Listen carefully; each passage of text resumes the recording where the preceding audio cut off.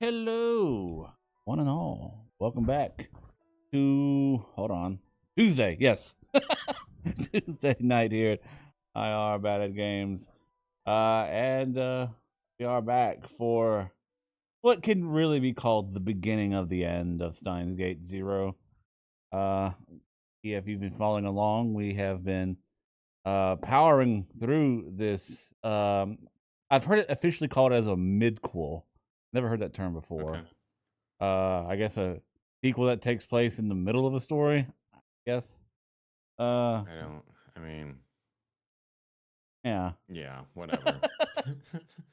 You can call. Yeah, it like doesn't really work as a prequel or a sequel. So if you wanted to call it, yeah, all right. I think midquel as in it's in the middle of those two things, Yeah, I but guess. maybe. Yeah, I'm not reading that right. But yeah, we've been going Either through way. Steins Gate Zero. We have gone through now at this point Maho's route, Kaguri's route, Kurisu's route, and really there's only one route left, which we will be getting today. The Mayuri route, which, uh, Right, it's got like a two-parter. yes, and the Mayuri route, as long as you have done the route that lets you send a D mail to, or not D mail, D Rhine, back to yourself in the past, then the Mayuri route leads directly to the true end. I have debated whether or not we take you down the route of what is considered the bad ending, but You talked about there being at least a scene there that you remembered liking or something. there is a good scene there. I don't know if it's worth going through the entire route to get to it. Gotcha. Mostly because so the if you are a fan of Steins Gate, and you see Steins Gate Zero, and you want to is the visual novel comes out, you want to play it. The I think the default first route of most people's playthrough does end up being the bad route, because in order to achieve the bad route ending, you have to basically answer Kurisu's phone call, Amadeus Kurisu's phone call every time she calls. Which, if you're a fan of Steins Gate, you're like, "Oh, Kurisu's calling me. Absolutely, I want to see more Kurisu." Well, yeah, and I mean that is the like I don't know the default risk. I feel like that's probably statistically on average. Most Yeah, people are gonna tend toward answering the phone. yeah. And so the bad route is gonna basically it's gonna give us information that we already have, just in a worse context, or for Okube at Gotcha. least, like who the bad guys are, what's going on with Amadeus, how Amadeus can't be trusted, all that stuff. But there is a really good scene, and to give you the context of the scene, it's where both Maho and Okube are at their lowest, and it gets to the point where he confides in her. He finally lets it all out that he was the one who was responsible for Kurisu's death. And I think that's a really good scene for him, because it's one of the few secrets he has yet to reveal to anybody. But there's also a couple of things in the bad route that are, in my opinion, some of the bad choices of the VN that the anime takes better care of. Anyway, Gotcha. probably I don't think there's a need to go down it, so we're gonna just stick with the final route here, which leads to the true end. And so yeah, to give you some context of where this route picks up at, it is we unlike the others in the past where we have jumped back to like a short time to a previous save of a prior route, and picking right up from there. We're going all the way back basically to the almost the beginning, the very first phone call that from Amadeus. Right. So at this point, we have gone to the seminar, learned about Amadeus, gone and got the phone app, met Maho Leskinen, and then I believe on December 15th, whenever we get our first phone call, we have just left Yanabayashi Shrine after talking with Mayuri and Lukako, and before we leave, Amadeus called. That is where we're coming in at. It's not the time that we go to the shrine with like Kaguri stuff, right? No, This no, is no. This the is earlier, where much earlier. it's like, yeah, it's not the is it? Is Is what? that the New Year's Day? Is that the No, New no, Year's we're party? at no. Oh, that was We're still yeah, not even to that yet. yeah. Yeah. We're Okay. early. We're at December 15th.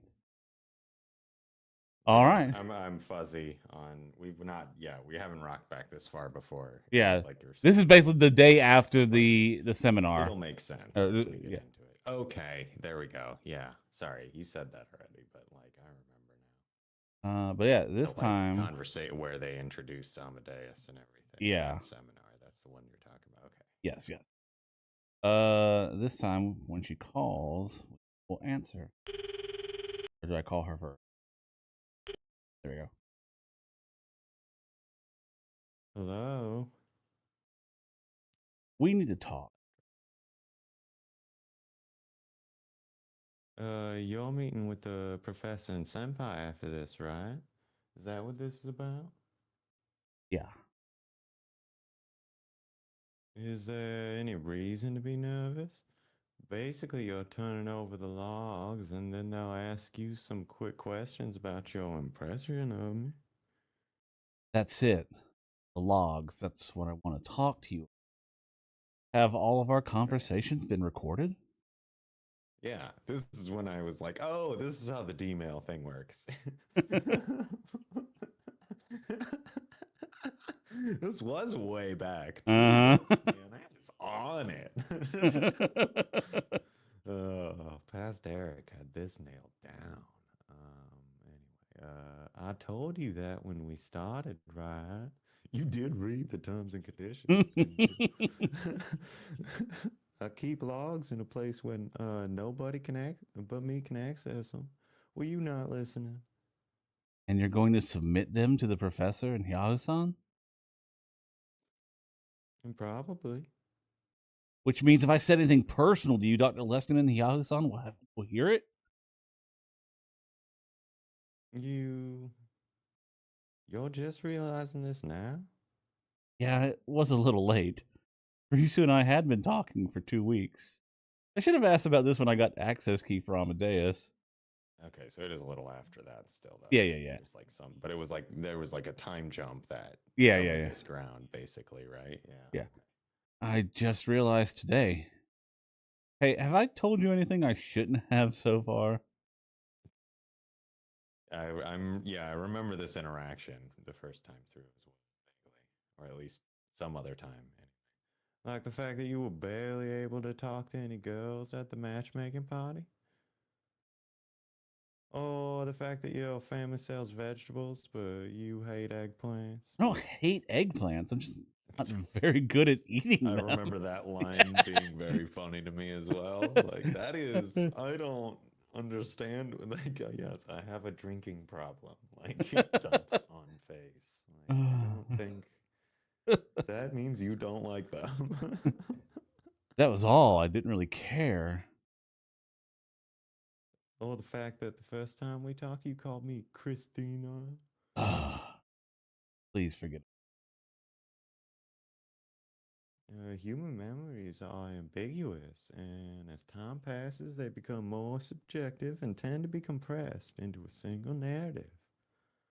Regardless of whether memory is a good or a bad one, whether the memory, that is, it's common to only be able to remember words that left an impression, and that impression will often alter your memories of the surrounding conversation.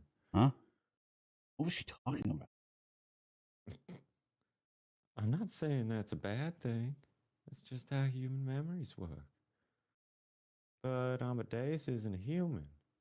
It's an incomplete AI, still in the research stage. This is a big problem for Maho and the professor, but actually, Amadeus still can't perfectly replicate the ambiguity of human memories.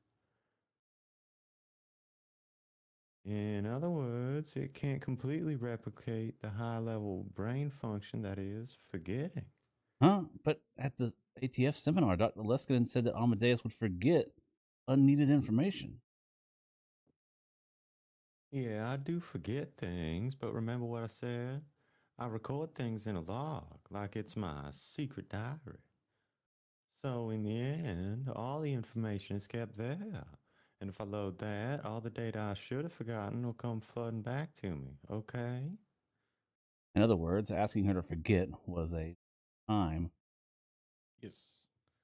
Another plan would be to delete my logs, but those are my backups, so that's not happening. Even if I could delete one area, the result would be the same. I'd analyze the surrounding conversation and automatically reconstruct the missing portion. If you want to alter my memories, you'd have to mess with the primary program. I didn't have that level of access. Ah, And I didn't the understand. primary program. Uh-huh. And I didn't Sorry. and I didn't understand how the program worked at all. So basically, until I told Kurisu why I called her Christina, she was going to keep asking. What a pain. So, why Christina? You really don't give up, do you? I'll hang up right now if I have to. Even if you run, as I've just explained, I won't forget.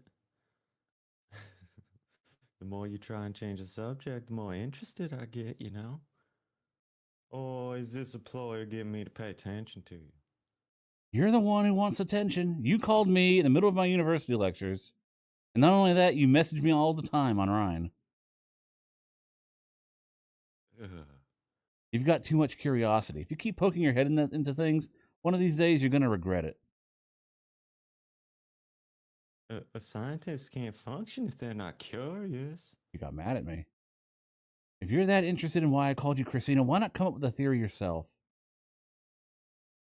I have a few actually. Listen to these. I love this response as well. Like, oh yeah, no, I'm fucking half. Yeah. It's funny you mentioned that. I've already come up with some. She's really Here's into my this. list. I've decided to go, like in order of ridiculousness rather than alphabetical. Uh-huh. No, theory one: you've got a crush on a Hollywood actress named Christina. You think you've got the looks of a Hollywood actress? Looks don't matter. It's like how you feel a closeness to someone with the same name. So this is what Or you're like when you saying? call your gym teacher dad. Right. So this is what you're saying, in other words. Okabe Rintaro feels close to me. It's just an example. Don't try and read too deep into it. The joke. Whenever I talked to Kurisu, I always wanted to tease her. Needed to watch out. Theory two: you once dated a foreign girl named Christina. Given your terrible English ability, this one's out of the question, huh? It's possible that I dated a blonde babe who also spoke fluent Japanese, isn't it? But then why? Did you? Oh, no. Silence is an admission of defeat. Sorry. Theory three: you knew the original me and called her that, either directly or indirectly. This is also unlikely. If you called me that, I know what I'd say. Stop calling me that. Stop Right. adding Tina. Yeah, that was exactly right. That is Exactly how what it started, Kurisu though. said.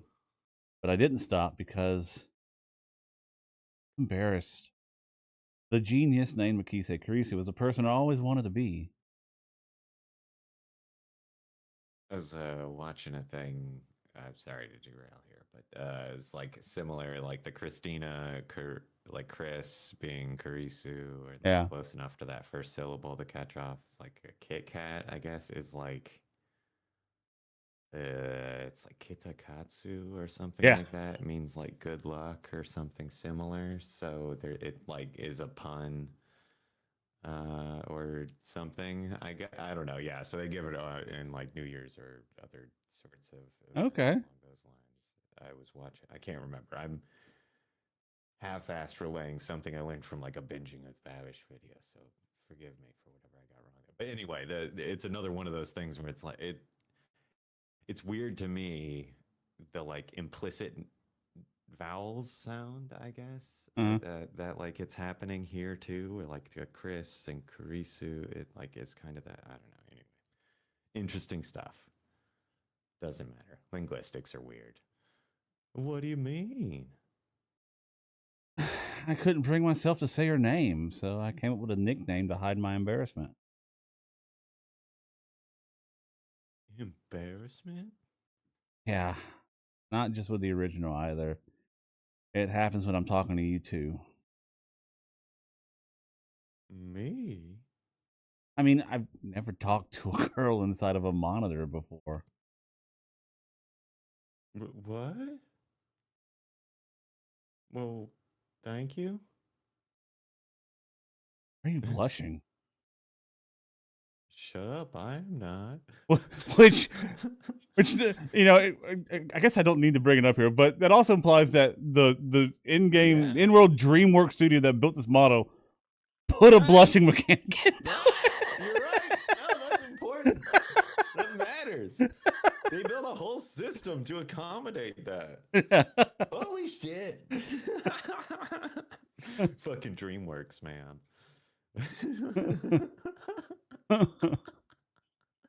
This is vaporware. This is just a person he's been e-chatting with this entire time.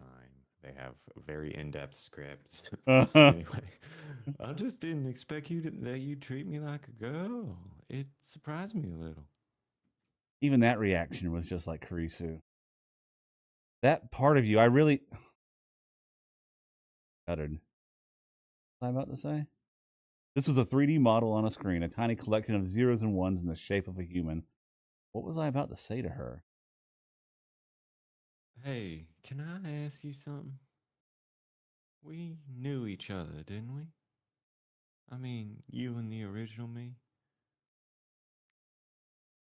If you don't want to tell me, that's fine, but what was our relationship? What that, I mean, okay, if you don't want to tell me, I was thinking that like attaching it to the previous statement, like, well, like, yeah, an answer to one of those is an answer to both, but I'm an idiot. Tone in text. That's fine. But what was our relationship? I'm kind of curious. Did I not get mad when you called me Christina? Or did I get mad but then laugh and forgive you? Uh, Kind of the second one. And then you died. yeah. I don't want to die. I was hit with the violent urge to throw up. I could see Kurisu in front of me, covered in blood. She was looking at me, her cold. You killed me. Well, what's wrong? Hey, you gone pale. I touched the smartphone and ended the call. Then I became too dizzy to stand. Ugh. I tried to throw up, but nothing came out. My hands were shaking. That's right. Can't change reality. There I was, trying to talk to Kurisu like nothing had happened. I was treating her like the real Kurisu and trying to avert my eyes from what I had done. I was just clinging. Wrong. I shouldn't talk to Kurisu. This, where I answer. This is where it gets new. What is it? You know exactly what it is. It's rude to just hang up. Is something wrong? Nothing. But you look so pale. And you're on the ground. It's nothing really. Leave me alone. It helped a lot if you wouldn't talk to me for a while.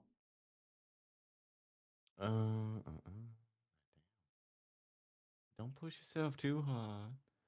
Contact somebody you know, okay? Bye. Kurisu gave up Damn. easier than I. Maybe she realized that as an artificial intelligence, there was nothing she Or she just realized. respected your autonomy as a human. I was You making know. I was making her sound like a real person. And the second that thought crossed my mind, I almost saw an image of a bloody hand. I gritted my teeth and waited for it. I should really turn my smartphone off until I calm down a little. I was fine just a moment ago. But now, even hearing Creasy's voice was enough to send me into a. I'd gone back to how I was half a year ago. Back then, even hearing Creasy's name was enough to make this. I shouldn't have tried to chase Kurisu's shadow. For now, I should just turn off the smartphone. But in the end, couldn't make that decision. Yeah, we do not turn the phone off. Right. Whereas if we ignore that call, then we do. I gulped down an entire bottle of mineral water and caught my breath. There was still a little time before my meeting. I wanted to get some air up here and recover a little. Looked down at the scenery below the overpass. The city was in the Christmas spirit. The atmosphere was charged with excitement. It was the exact opposite. I took more deep breaths. Still felt like I wanted to throw up. Getting ahead. If I went to Dr. Leskinen like this, I'm sure I'd worry him. And then I realized the two girls coming up the stairs were looking at me. I peered into the late afternoon darkness, trying to make out their faces. One of them, the girl with the short haircut, waved. I knew it. It's Okran-san. Hi there. Oh, you're Mayuri's friends. They were Mayuri's friends and fellow cosplayers. I think their cosplay names were Kaede and Fu. So that's not even their real name. That's just their cosplay names. Oh yeah, Kaede and Fubuki. That's sketchy. Are we gonna learn why they're all sketchy? I don't know. So I was gonna wait to the end to talk about this, but I think out of all the new characters added in Steins Gate Zero, these two are the least relevant, in my opinion. Okay, I was gonna say because if not, then they are just useless. Yeah. To the plot. Yeah. And they just like quickly let's shuffle them out the door while all the interesting stuff happens, which is so suspicious. But I guess that's when you're trying to cast doubt around the room. Right. Anyway, yeah. I didn't know their real names. Suspects. Which was Kaede and which was Fubuki again? Are you okay? You don't look so good. I'm fine. If I made them worry here and they talked to Mayuri, it would cause a big fuss. I didn't want her to worry about me when she didn't have to. I shouldn't have come back to Akihabara anyway. I run into people I knew just walking through town. Should have gone towards Kondo when I left her. You always look like you're hurting somehow, Okran-san. Do I? Do. You're sad. What? Fuck you. Get out of my face. Like, goddamn. Fubuki-chan. And when Mayushi looks at you, she looks like she's in pain too. And when I see her looking at you, I feel like I'm going to cry. So really, your sadness makes me sad. I just like. Wait, what am I saying? This Fubuki girl. I have no idea. Must really care about Mayuri. If you find out, let me know. I felt a little better after hearing that. And then just randomly, who's the girl you like? What? The girl I like? An image of Kurisu appeared in the corner of my eye again. Why are you coming at me? Feelings in my hand when I took her alive came back. Man, that's different. Yeah. Oh, calm down. Okran-san. I'm sorry. That was rude to ask. The D-Rhine has arrived. Who the fuck is D-Rhining me? Trick world, linking each possibility. Trick world, linking each possibility. That's dumb. I get it. Okay. I would read that wrong. Yeah. You know what I mean? Like, I get it, but like, I would misinterpret that. Probably. Yeah. I don't know. Okran-san? But no context, no shot. Trick world. Period. Or maybe even hyphen. Yeah. Are you really okay? Oh, so also I should point out. So we got the reason we got that D-Rhine obviously is because we did the Kurisu route earlier. Right. You can still do the Mayuri route before the Kurisu route. Like all this part here would still happen. No, well, this part, talk about the D-Rhine wouldn't have happened, but the Mayuri route can still happen. But you don't get to the true end unless you get D-Rhine. So, like, if you did Oh, if you did so the you can do that one, but it doesn't. I yeah, see. if you That's do a the different ending then. yeah, it's a different ending. I see. Yeah, I'm fine. Kaede and Fubuki were looking at me, worried. I got away from them as fast as I could.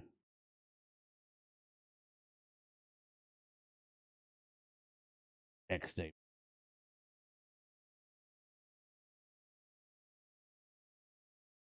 I want to stop being a tester. When I started the conversation with that, both Leskin and Maho looked shocked. We were meeting in a room at a luxury hotel in the heart of Tokyo. It felt like the sort of secret meeting you'd see in a spy movie. Or maybe it only felt that way because the old me wasn't completely gone. You can't just. It's irresponsible. Maho seemed to finally understand what I meant, and her anger was clear. Maho, calm down. Lintalo is the one helping us with this test. I'm grateful that you took up the offer at all. If you quit here, you're not being irresponsible at all. Don't worry. Dr. Leskinen smiled and offered me his hand. I took hold of his giant hand and shook it back, but I looked down, unable to look him in the eye. I'm sorry. Still, I would have liked it if you could have continued. I took a quick look at the logs, and I see you've been talking to her quite a bit. And the way Kurisu speaks to you is very different than what we hear at the laboratory. Humans are by nature social animals. They change their words and actions depending on the situation and who they're speaking with. We can assume that Amadeus is doing the same thing. That's why I wanted you to continue to test a little while longer. By the way, why did you decide to quit? Did talking to Amadeus become painful? No, it's opposite. The opposite. Talking to Amadeus, Risu is a lot of fun, but that scares me. And then I desperately tried to explain the feelings that were welling up within me, even though I still didn't understand myself. I told them how scared I was that I was starting to see Kurisu and Kurisu as the same person. I thought this might have put a lot of stress on you. I'm really sorry. But the reaction of yours is very interesting. In the sense that you're interacting with Amadeus from the perspective of someone who isn't a scientist. That's very valuable to me. Fuck you, Dick. You don't know me. I hope you'll forgive me for saying that. I'm a scientist of the core, you see. No, I understand I'm the one being selfish. Maho hasn't said a word for a while. She was frowning, and she seemed to be intently focused on studying Amadeus's life. I didn't want her looking at me because it made me feel guilty, but... All right, if you want to stop being a tester, then, well, that's what will happen. But do you mind if we leave the Access program on your phone? Oh, yeah, I was gonna say, of course, going to leave it. Yeah. Oh, yeah, you can stop doing the heroin anytime you want, but, just Right, keep the bud. needle. But, obviously, you got my number. Right. If you need it. Huh? From now on, it'll be up to you whether you want to talk to Amadeus. I'll tell Kurisu not to contact you. I don't want our relationship with you to end today. You're the first friend we've made in Japan, and also, Maho would be sad. Professor. I understand. It felt like giving in, but at the same time, I didn't want to lose my relationship with Dr. Leskinen. My goal of going to Victor Condrey University hadn't changed at all. And then Dr. Leskinen got a call on his smartphone. Yeah, I think so. Oh, excuse me. I have to take this. Well, I think so. He's already going to Tokyo Denkai as a college student, but I think he wants to go to Victor Condrey because that's where Kurisu went. I think he's still trying to chase after Kurisu a little bit that way. Yeah, okay. Maho, make up with Lintalo while I'm gone, okay? Dr. Leskinen left the room with a mischievous wink. I was alone with Maho.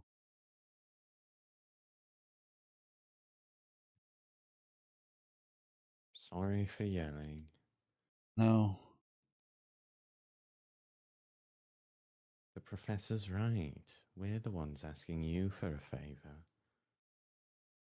Amadeus is like a sister to me, no, more like a child. And it felt like you were throwing her away, so. I'm sorry, I can't. I think I understand how you feel. Or at least I thought I did, maybe? Maho sighed again. I'm no good, am I?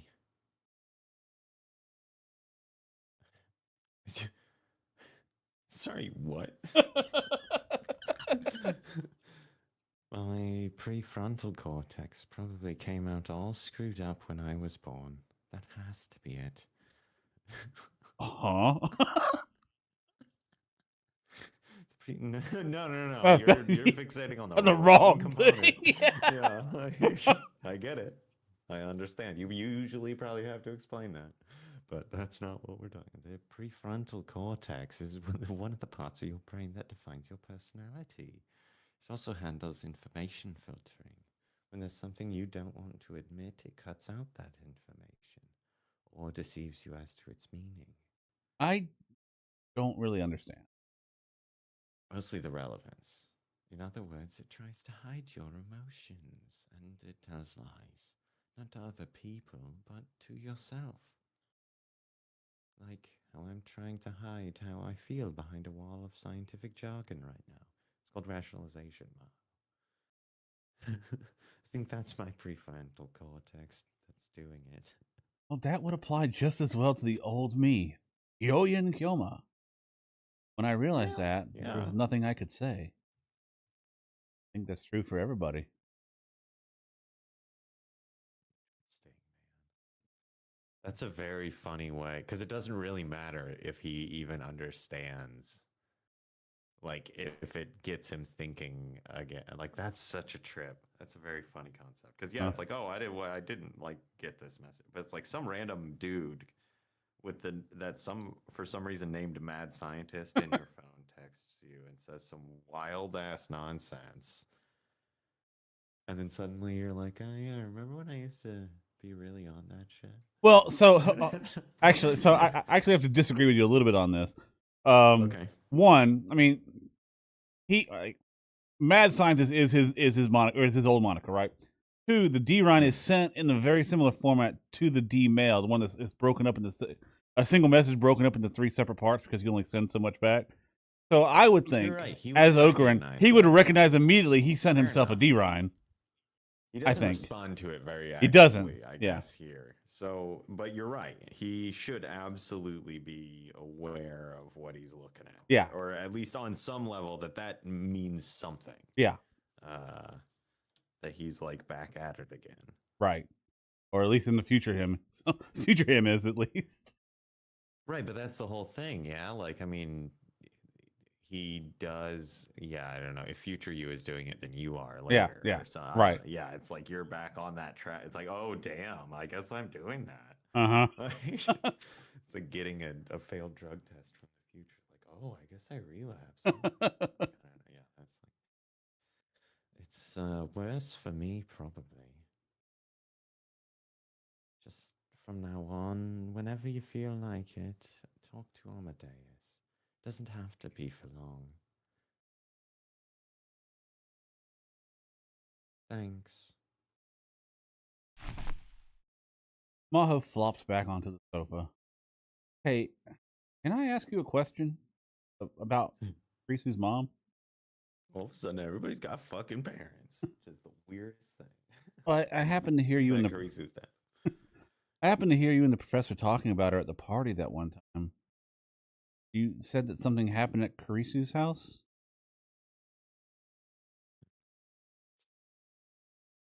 Maho seemed to remember it quickly.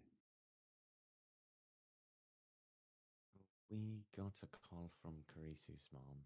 Someone had set her house on fire. Wow. What? You okay?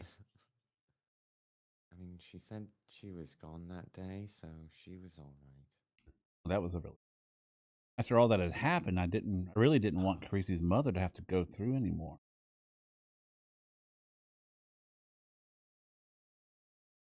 Was she alive?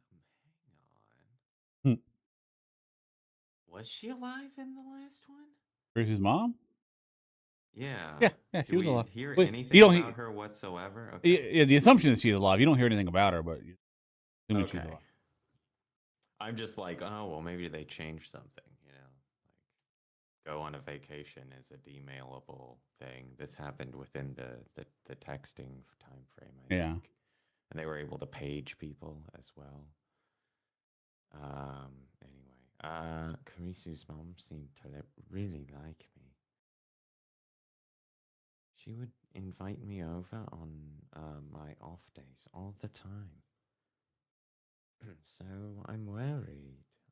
I hope she's not caught up in anything weird. Weird. I noticed the way she said the phrase. Cold chill ran down my back. It wasn't just an arson case? Well, Maho seemed unsure if she should tell me. Yaho-san. I urged her to speak. Nodded. at first, the local police investigated. But after that, some people saying they were with the FBI came. I. Yeah, understand, this wasn't a case the FBI would usually be involved in. And supposedly a neighbor stole the arson.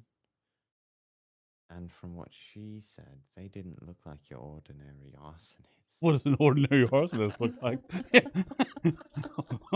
What do you mean? Yeah. There were more than one. She said they looked like some sort of special forces unit. They barely said a word, and once the fire started, they got right into the car and left. Okay. That doesn't look like usually ordinary arsonist is setting a fire to watch something burn. Yeah. Let's say. That works. Yeah. But yeah, it is very funny to hear. It didn't look like an ordinary arsonist. Your everyday run in the mill. I don't know if this is the right word, but they looked really good at their job.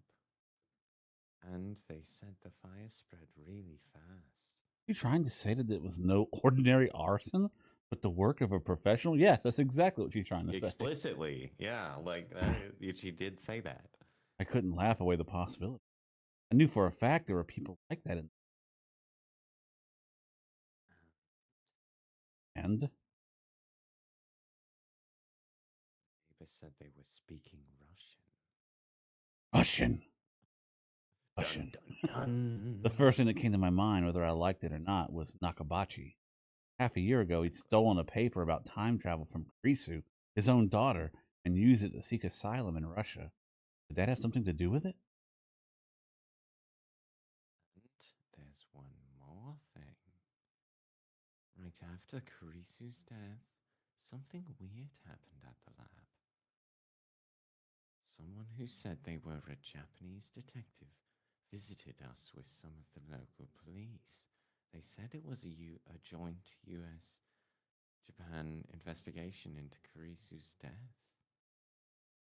Of course, we helped as much as we could, but a few days later, the university asked the police, dun dun dun. And they said no such detective had come from Japan. Japanese detective was a. That's not all. The local police said they never searched our lab. In other words, not only was the detective a fake, but everyone who came and said they were with the police. Also, After that, I Maho shook a little and wrapped her arms around her. started to wonder if there was something else going on with Kurisu's death. Not really a conspiracy theorist, but I mean, that's not, yeah. That's different than the British royal family or lizard people. Right.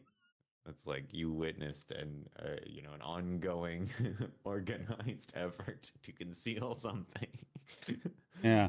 Anyway, A close friend and colleague who's working with you on this one of a kind, never before seen. yeah, It's like is killed in a serious way. Yeah, that's not conspiracy like theorist it's not the territory. same. Like yeah, like don't this. Yeah, we're not talking about faking the moon landing here. Like this is a little different. Whatever. I think that maybe Kurisu was killed for some other reason, and whatever that reason was, it's been covered up. But I mean, if we just got the professional arson recently, then maybe this is like a slow. Oh, maybe that conversation still happens in this room. No, I Hmm. was the one who killed Kurisu. The police never. They never would. Probably. No one could prove a murder that had been Murder. committed by a time traveler. I mean, it certainly poses a quite the problem. The police had announced that a foreign thief had snuck into the storeroom at Rodicon. Kurisu had been killed because she saw him. Supposedly, there was an international warrant out for arrest because he'd already left the country. So they had a person of interest. They just picked out of the blue, put a warrant out for him. I really like the idea. I'm that's silly, but also I want the episode of Columbo where he has to, nail the time traveler. Yeah. Like, that's how you did it. That's the only way. When I killed Kurisu, there was one other person there, Dr. Nakabachi. It was eerie that his name hadn't come up at all. Russia, CERN, the time machine. I remembered the future that Suzuha, or perhaps I should say John Titor, had spoken of. Said World War III was going to start within a decade, and it would be the time machine that set it off. The EU and Russia would be in a race to develop it, and then even America would intervene. That would be the spark. Was I? Were we at the center of a chain of events that would result in the death of over 5 billion people? Yeah, you are. Buddy, I couldn't help but hi, feel that welcome way. to Steins Gate. Yeah. What are you new? Kurisu won't be able to rest in peace like this. I want to know the truth. The truth? I couldn't Uh, stop myself from shaking as I looked oh at Maho's God, face. don't do it. Uh, you want to know the truth? Oh man, It was dangerous. She tried to learn the really truth. don't do it as Houoin and Kyouma. Yeah. That'd be very bad, buddy. If she tried to learn the truth, there could be no doubt that she'd put herself in danger. The Rounders, who came crashing through the veil of night. My childhood friend who died in my arms after being shot in the head. I think another reason why this particular route, or at least the start of this route, is good. First one is because it's a very good like summary of the first game as well. It's like, hey, in case you forgot, all the shit here happened. This is why it's bad. Yeah. And after that, the nightmarish and seemingly endless time loops. All the horrors that I'd experienced in the Alpha world line came flooding back. I fought to stifle a moan.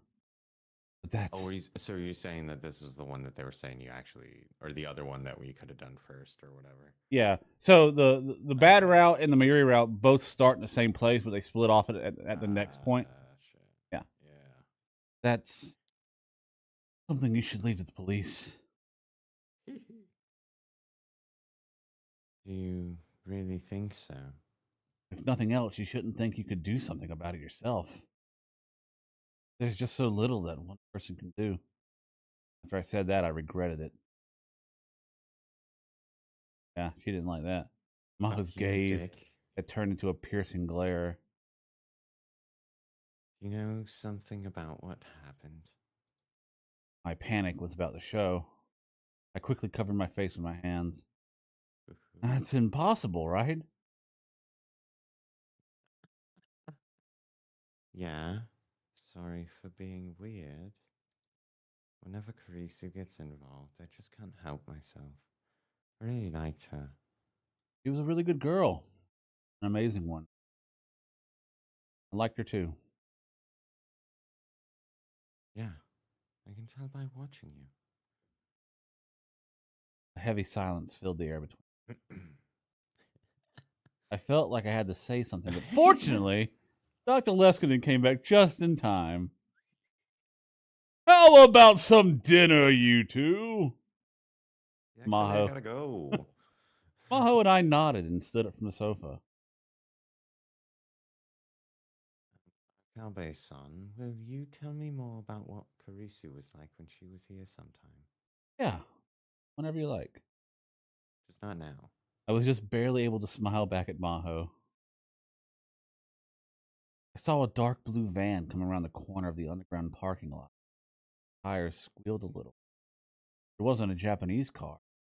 It was a station wagon that looked like a sports car, some foreign manufacturer. I didn't know a lot about cars, but supposedly if you purchase it from a dealer, it could easily go for over 8 million yen. The reason I knew all this was because the car's owner had told me over and over.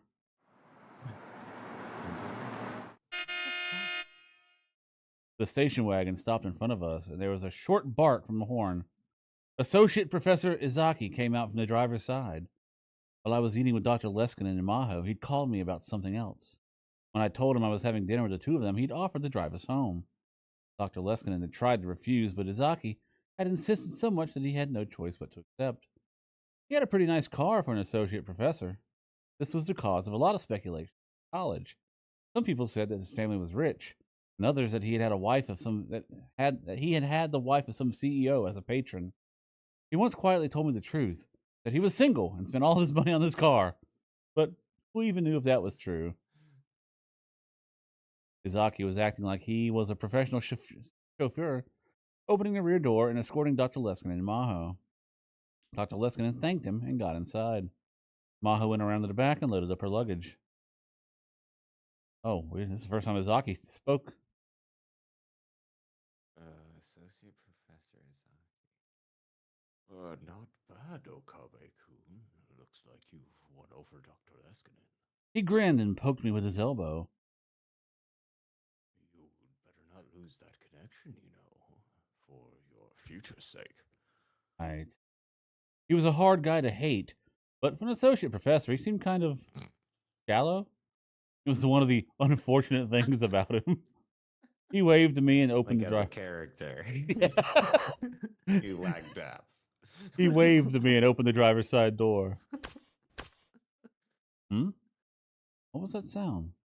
About the same time I heard the strange sound, a hole appeared in the window on the front passenger side. Ooh, sniper on the roof. Yeah. Izaki screamed and fell back on his butt. The rear window exploded. Oh shit, did Maho get got? Yeah. Just what the heck is going on around here? Say what the heck? I panicked. Glorious. Was this some kind of supernatural? Come on, Rentaro. Really? No, bud. It's not. Was this some kind of supernatural phenomenon? I was too confused to move. Yeah. And then, in the corner of my vision, I saw someone. Oh, a man I didn't know appeared out of the shadow of one of the pillars. I didn't hear shots, so I assumed it was further off. Yeah. He was holding something strange in his hand. It looked kind of like a handgun. It looks like a handgun. It was tiny, must not be. with a short barrel and kind of flat. I couldn't see any kind of silencer. That is true. There's no silencer. And the bullets were kind of quiet. Who is that? Could be something else. I remembered him from somewhere. Felt like we'd met before. Where? Thought, but nothing came to me immediately. The man was standing there, mumbling something to himself. Woe to the world because of the things that cause people to stumble. Such things must come, but woe to the person through whom they come. If your hand or your foot causes you to stumble, cut it off and throw it away. It is better for you to enter life maimed or crippled to have 2 hands or 2 feet and be thrown into eternal fire. And if your eye causes you to stumble, gouge it out and throw it away. It is better for you to enter the life with 1 eye than to have 2 eyes and be thrown into the Valley of Hinnom. Valley of Hinnom. There was an aura of intensity and madness about the man as he pointed his gun at us again. Yeah. Something about this man made me think he was intense and mad. The souls God granted dwell within us, the children of God. They will never dwell within Silicon. Definitely the aura, not, you know, the religious stuff. He's spouting. Izaki stood up, turned around, and fled in terror like a startled rabbit. There we go. That sound again. It was so soft and light. I couldn't even imagine that it was a gunshot. But this time the car's windows didn't break. And it didn't blow a horn in me either. And it didn't blow a hole in me either. It missed? Was he too focused on Izaki? Look at Maho's face. Oh my god, the anime. Yeah, but you won't be that lucky again. Move! Okay. Oh shit, I pushed Maho into the back seat and crawled up into the driver's side. Thankfully, the engine was still running. I slammed down on the pedal without even bothering to shut the door. The sound of a powerful engine shook the underground air. The attacker flinched at the incredible noise and vibration. The car didn't move forward. It didn't move an inch. I just realized I was in park the whole time. Idiot. Shift! Do you not know how to drive cars? You need to put it in drive. Dr. Leskinen and Maho were keeping their heads low in the back seat, and the shouting allowed us to be heard over the engine. I took my foot off the accelerator. I glanced over at the gear shift. It was stuck next to the N. What am I supposed to do? Why? Slap it. Do you Just like it'll move into one of the acceptable moving gears. You know, like that's all. Just smack it. Do you have a license? No! The motherfucker doesn't know how to put it in drive. What do you think? What? And then, through the windshield, I saw the attacker ready his gun again. He was aiming at me. The look in his eyes told me he was ready to kill without hesitation. A soul will not dwell within Silicon. Crap! Bad attitude. Cracks like spiderweb appeared in the window shield. Something went past the side of my head. I felt a sharp pain. At the same time, a ringing in my ears, and all the other sounds faded away and started to disappear. I felt myself passing out. Then Maho jumped over the seat and slid into the passenger side. Finally. Close the door now. My mind was pulled back to reality. I slammed the door shut just as she told me. Maho shifted from neutral to drive and leaned over the top of me to grab the wheel. Floor it. I forgot how wild this route was. I slammed the accelerator so hard that for a moment the wheels were almost spinning in place, and the car leapt forward. The attacker was getting closer. We were going to hit him. I was about to take my foot off the accelerator when... Leave it. Maho don't give a fuck. Maho shouted. Yeah, like, fuck no. I gritted my What, teeth are you and... stupid? I gritted my teeth and did as she said. But there was no impact. Evidently, the attacker had leapt away at the last second to avoid being crushed. Or he was a ghost? A ghost sniper. Oh, shit. But there was no time to confirm it if the car raced through the parking garage. We were going too fast, and since Maho was controlling the car from the passenger seat, she couldn't keep it going in a straight line. I didn't play it, but there was a Call of Duty to that effect. Oh, yeah. That's what it was about. The car spun to the left and right, and I was almost flung out of the broken window. I grabbed onto the edge of the seat as hard as I could. We headed for the exit, slamming in the walls and pillars as we went. Who is that guy? No idea. Right, go right! I could see an exit sign right in front of us. I can't turn fast enough. I pressed the You brake. should probably stop flooring it. I pressed the brake and put my hand on top of Maho's, turning the wheel to the right. But that was the wrong thing to do. The rear tires slipped, The car spun in a circle.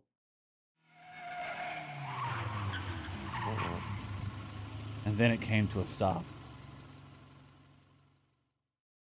Ah, Are you okay? yeah. What about the professor? I looked Oh, back no, and but he saw hadn't said anything in a while. I looked back and saw Dr. Leskinen lying Oh. face up on the seat, giving me a thumbs up sign. Let me take over. Right. You got I fucking quickly tie blocks to your shoes. Yeah.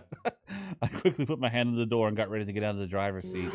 Then I saw an old creaky sedan rumbling towards us and shivered. It was the man from a moment ago. He was following us and moving really fast. Get out, he's going to ram us. This door, it won't open. Had it broken when we slammed into the wall? Probably. I grabbed Could be Maho that. out of the passenger seat and rolled outside. Dr. Leskinen rolled out of the rear door.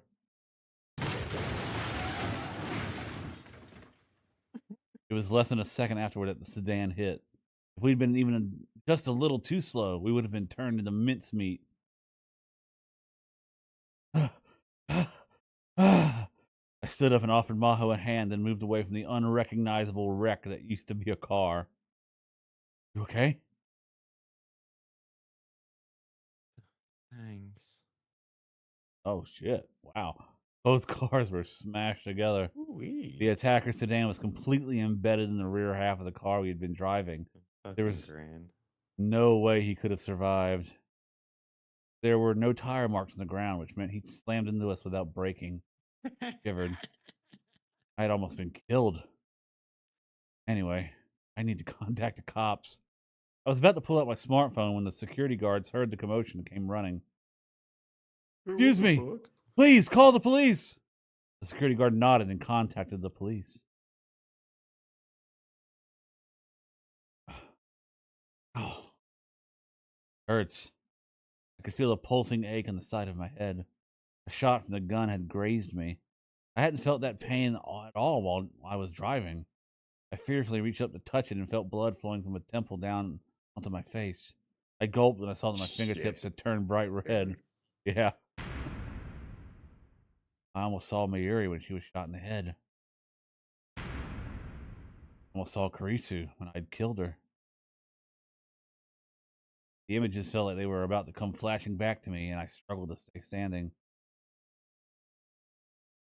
You're covered in blood.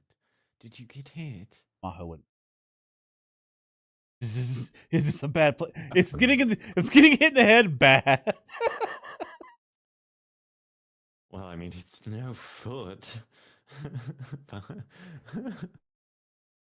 A God in heaven, like, dude, where?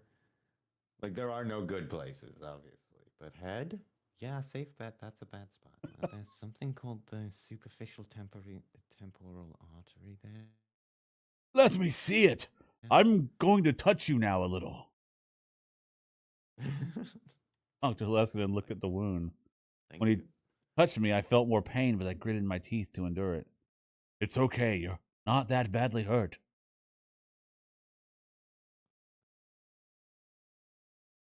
Sorry. Use this. Thanks. I put the handkerchief he offered to me up to my temple.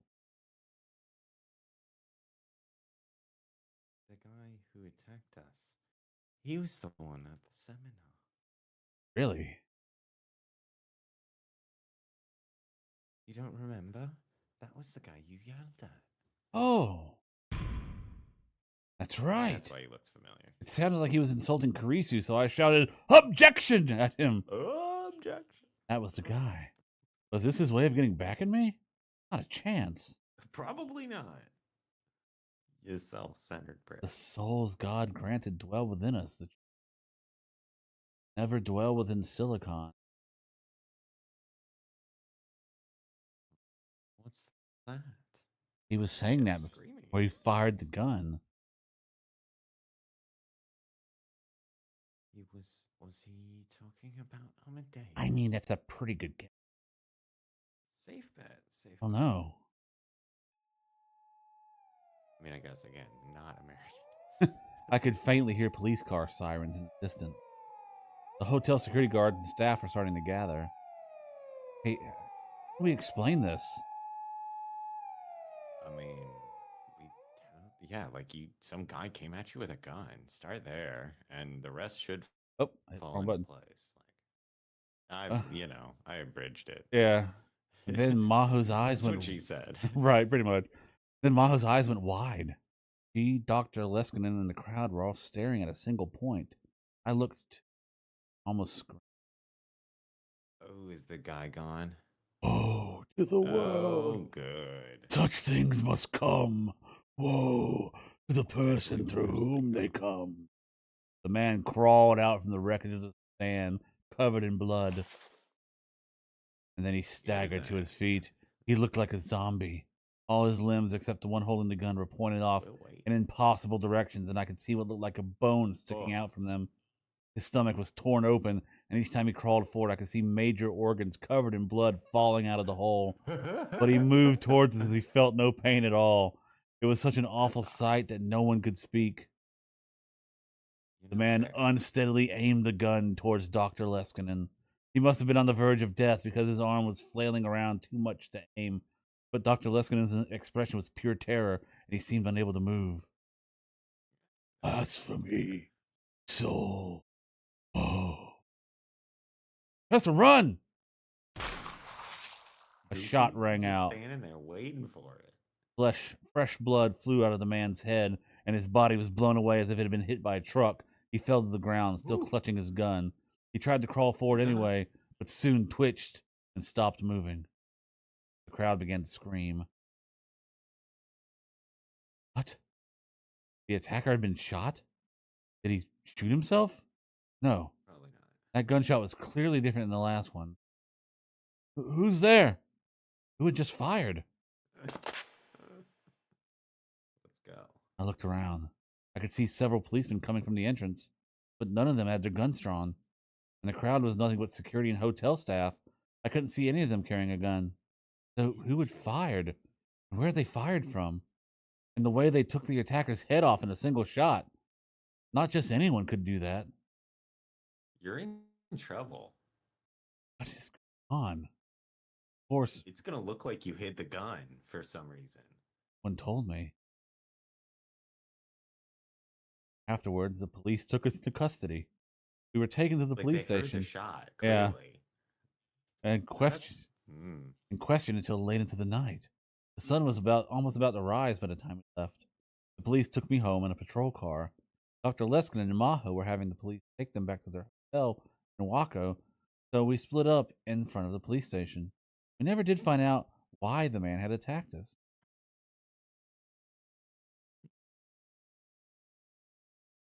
Suzuha! She's here too.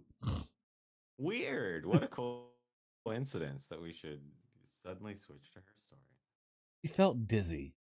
That's strange, Suzuha thought. Stopped moving. Since she was in the middle of a sidewalk, the other pedestrians looked irritated as they moved around her. She took a deep breath and waited for a moment, but she still felt dizzy. Actually, she was finding it difficult to stand. Hallucinating? Or was the whole world starting to get blurry? All the noise of the city around her suddenly felt very far away. It was like she was diving underwater. Was this the reading Steiner ability that Uncle Okran had talked about? Was she starting to acquire it too? And then she realized how warm Sounds like she a panic felt. attack. The truth hit her.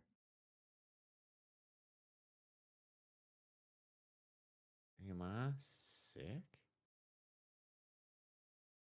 She somehow managed to stagger back to the lab. It seemed she was worse off than she thought. If she could have, she would have fallen to her knees right there. During the war, and afterward, when she'd joined it with her dad's organization, she'd been hurt badly enough to go into a coma several times. But Oh, this was the first time okay. something like this had happened since she became a time traveler. This is bad. She looked up to the second floor. The lights were on.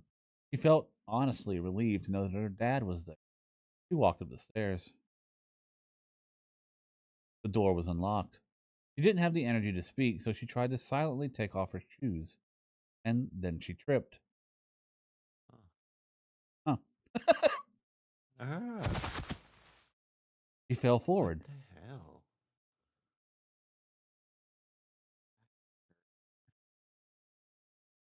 Souza? Haru was in the room. He saw her and ran over. Okay.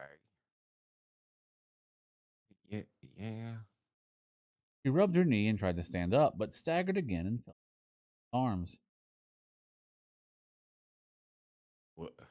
What's wrong? Sorry, I'm feeling a little dizzy. Huh? Are you not feeling well, Susan? Are you all right? When she heard those voices, Suzuha finally realized that Yuki and Yuri were also in the room. Let her guard down. Yuki seemed unconcerned by Suzuha's obvious uneasiness. She walked over with a serious expression on her face. Susan, let me see your forehead. Yuki brushed her bangs aside and put her own forehead up against Suzuha's.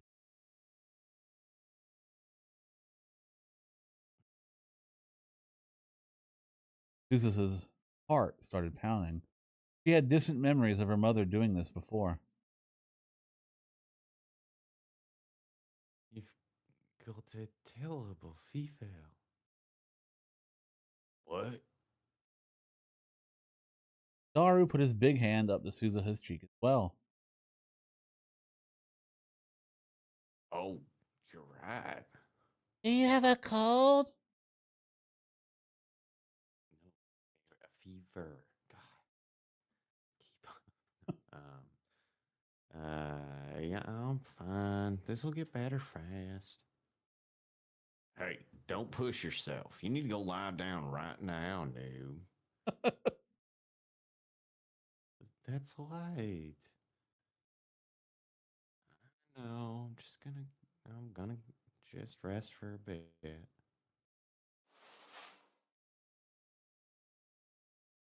Suzuha used the last of her energy to reach the sofa. She collapsed on top of it and closed her eyes. Calm down, she told herself. Mayushi will bring a wet towel, okay? Is she the sun?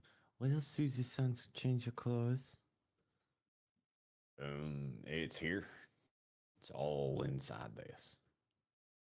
Oh. Jesus. Oh, of course. I don't go rummaging through it and go, oh, God, go sniff, sniff, you know.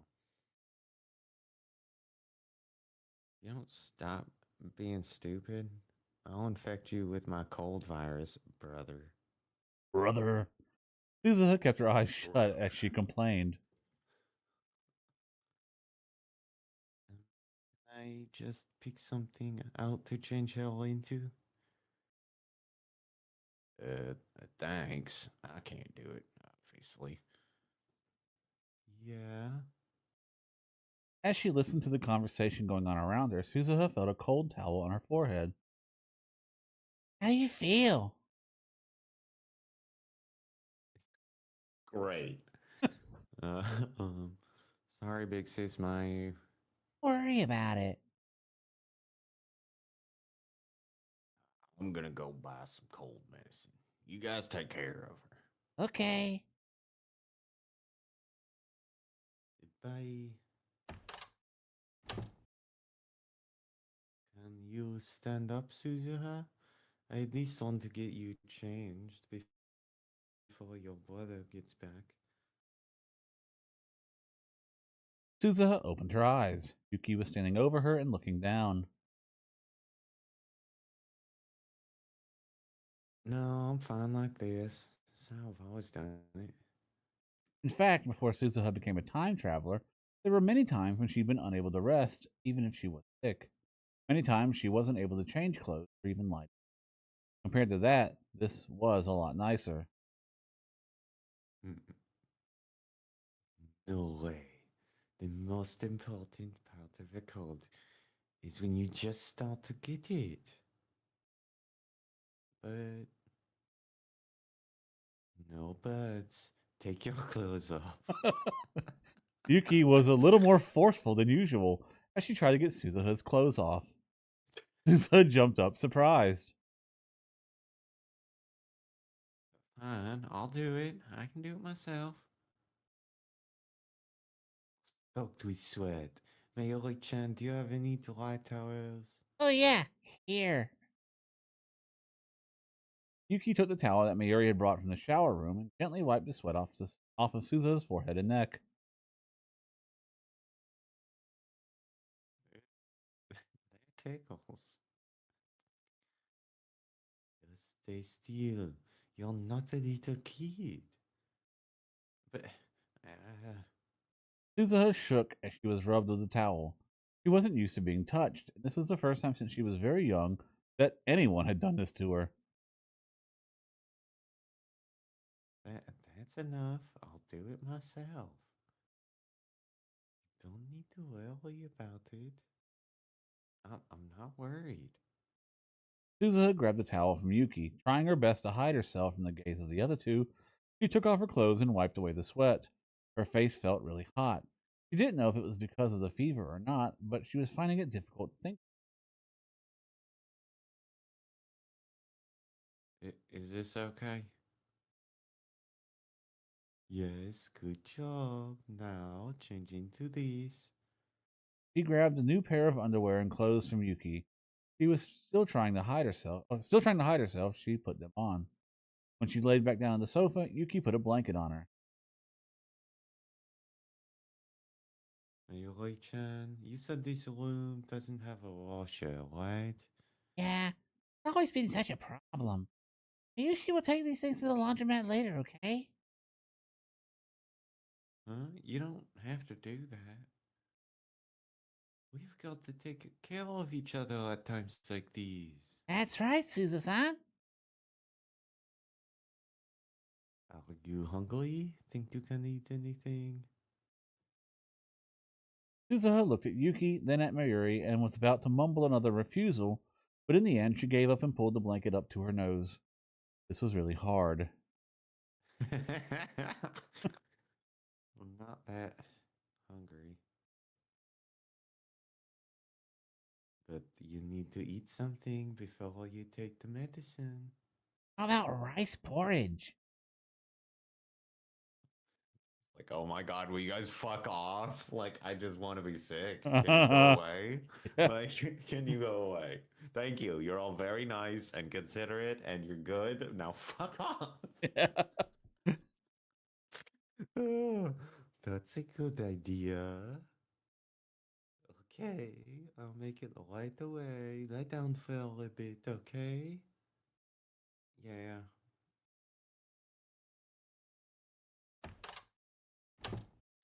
You're off the hook. You did great. Now fuck off. I'm back. Itaru came back from the drugstore a while later.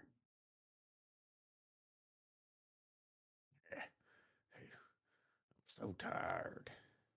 He was really out of breath. He must have gone running there and back. You're only exhausted because you never exercise, she thought to herself. But for some reason, the sight of her exhausted father made her happy. She quickly shook her head. Thanks, Daru-kun. I'm about to make rice porridge. Since she has that, give her all the medicine. Okie dokie. Itaru walked over to Suzuha as he answered. How are you feeling?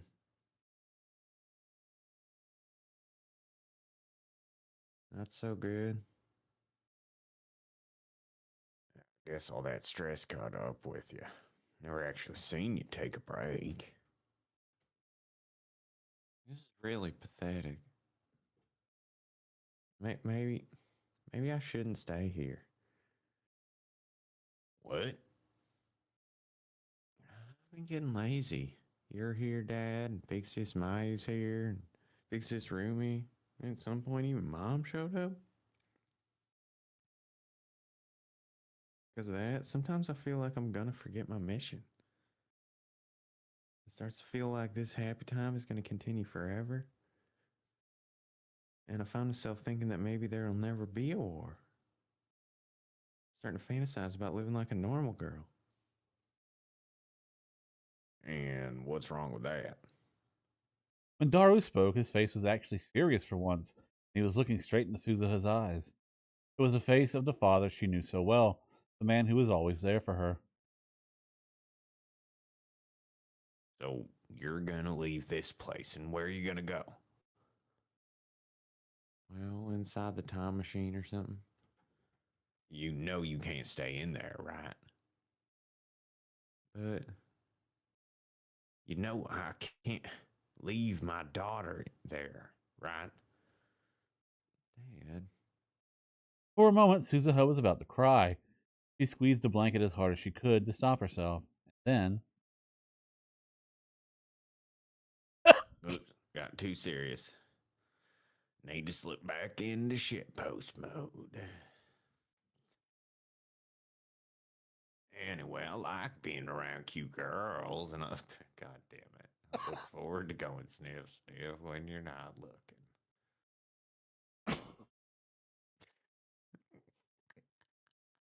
Not okay. I especially like girls who are all sick and sweaty. Yeah, please. Ugh, stop it. So, you ought to get better soon if you don't want me painting over you. Suzuha whispered back a response, then turned away from Itaru and pulled the blanket closer. Oh, did my little speech just solve your problem? Did I get bonus affection points? You keep being stupid. I'll make you regret it when I do get better. Are you gonna put on boots and step on me or something like that? I'm gonna stick things under your fingernails. Please don't. Anything but that. Sorry. She could smell the pleasant scent of Mayuri and Yuki's cooking from the kitchen. Listen, Suzuha, would you tell me what it is you're looking for every day? I might be able to help with it. Later. I'll tell you once we're alone. Oh, yeah, that's fine, but it's not something I can let Big Sis Mayu hear. Yeah, there was no way she could tell Mayuri.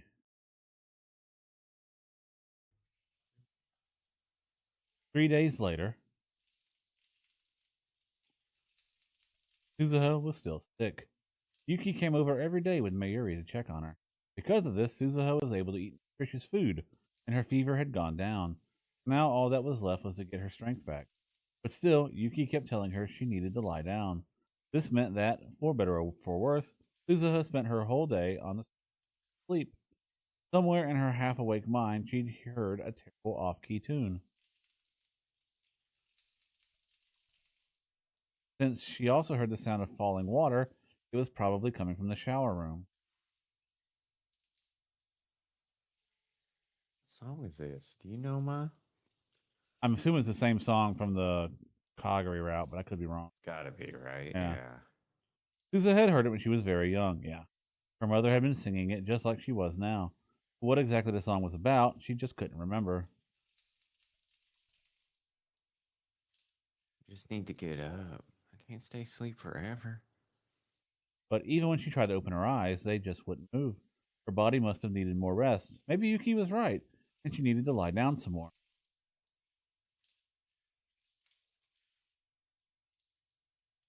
She moaned and twisted slightly. When she did, the blanket fell to the floor. She didn't feel like she had the energy to pick it up. Oh,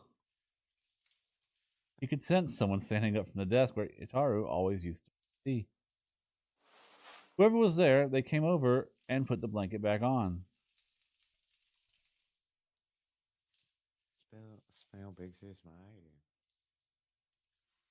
Weirdly, Mayuri always smelled good even when she wasn't using perfume. It was a slightly sweet smell, like a pale white flower. It was the scent that had held her all night on that distant day in the future when she lost her mother. Suzuha pulled her legs inside the blanket and grabbed onto her knees, like a baby in the womb. Memories went in and out of her mind as she lay there half asleep.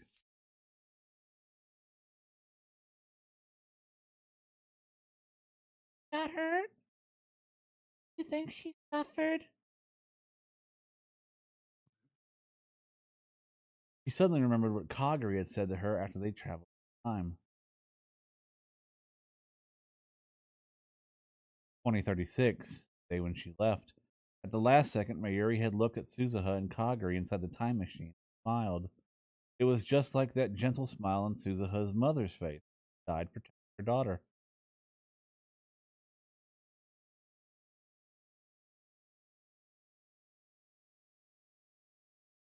Susan, did I wake you? No, I've been up for a while. You want something to eat? Yeah. After she said yes, Suzuha snapped back to reality. Yep, there goes gravity. She was getting weaker. When she realized that, she forced her sick body off the sofa. Her head shook, and she had to stop herself from falling forward. But she grabbed the back of the sofa and managed to stand up on her own 2 feet. Oh, you shouldn't get up so quickly like that. I'm fine now. Sorry to bother you, big sis Mai. Not bother at all, okay? Mayuri went to the kitchen and turned on the burner underneath one of the pots. Sounds and smells of bubbling stew filled the whole lab. Mayuri mixed it with a ladle and stopped every once in a while to taste it. She turned towards Suzuha and smiled. Huh, it's a big success.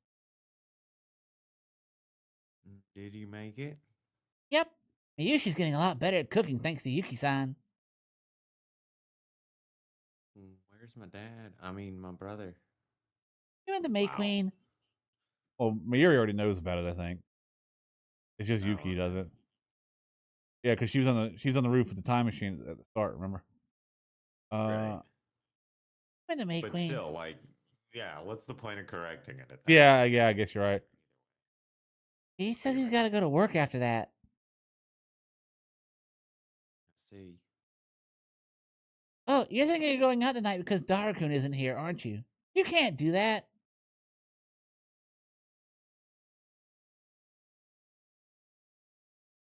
You're not fine. If you do that, I'll have Yuki-san get mad at you, okay? Hmm? What's this about me? The curtain to the bathroom opened and Yuki came out. Her skin was a little flush. Suzu-san won't lay down. Oh, well, you know better than that, Suzu-san. You need to stay down for at least another day, got it? Suzuha's answer was less than enthusiastic, but she gave into Yuki's glare and sat back down on the sofa. Okay, now lie down. She pouted and slumped down on the sofa, then pulled the blanket on top of her. Suzuha was capable of talking back to Big Sis Mayu, but she would never be able to talk back to Yuki. Hey.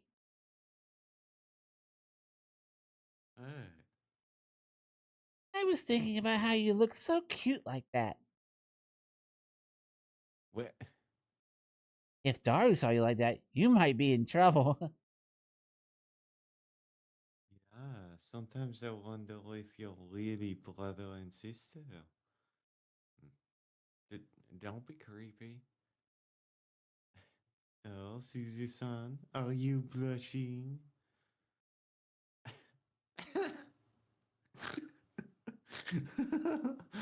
So fucking weird. Yeah.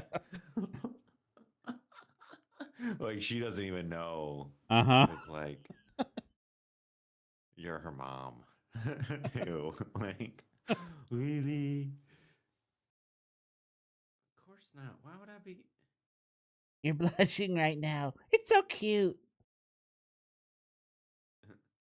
It's the cutest thing. Really? Shut up.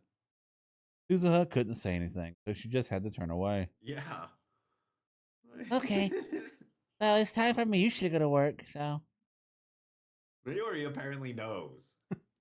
So no, unacceptable. Not acceptable behavior, Mayuri. You're not going to have any stew? I'm gonna stop back here after work. I'll have some then. Okay, I'll make you a salad or something. Have dinner with us, okay? Thanks, Yuki-san. I look forward to it. Miuri told Souza one more time that she needed to keep lying down and then left for May Queen plus Neon Square. Yuki went to the kitchen and added a few seasonings to the stew Mayuri made and then turned off the burner. Alright, Suzy-san. You're covered in sweat, right? Want me to wipe you down before we eat? Like, no, thank you. I can wipe myself. Yeah, no, please don't, actually. Huh? I told you it's fine. Yuki wanted to do stuff like that every day. Each time Suzuha frantically refused. Even if you can't take a shower, you at least need to keep yourself clean. I did it yesterday and the day before, so it's fine. It's not like going a week or two without doing it'll kill you. You do learn this shit going camping for extended periods of Uh-huh. time. Like, oh, you know what? Like, I still don't like. Yeah, like I feel gross if I don't shower every day. But like, you live. Actually, as it turns out, you totally survive. A week? You can't do that. Absolutely not. Yuki hurried into the shower room. Listen, I can do it myself. People who say that never end up doing it themselves. Sorry, what? That's not. No. Yuki came back with a bowl filled with hot water and a towel. She could be stubborn when she got this way. Suza had learned that well over the past 3 days. Yuki was just like the mother she remembered. She slowly and uneasily stood up, and then she took off her top, trying her best not to let Yuki again. We're both girls, so you don't need to be so embarrassed. I don't care, really. At least wash your back, okay? It's fine, I'm not a kid. But I don't think you can do it yourself. I said it's fine. Yuki seemed a little shocked, but she quickly handed over the hot, wet towel. I'm sorry. Some people don't like being touched, right? 3 days in. 3 days in. No, I'm sorry for yelling. I'll leave the hot water on the table, okay? I'm going to get dinner ready. Yuki walked off dejected. Once Suzuha saw that she was focused on finishing the cooking, she slid behind the curtains into the back part of the room.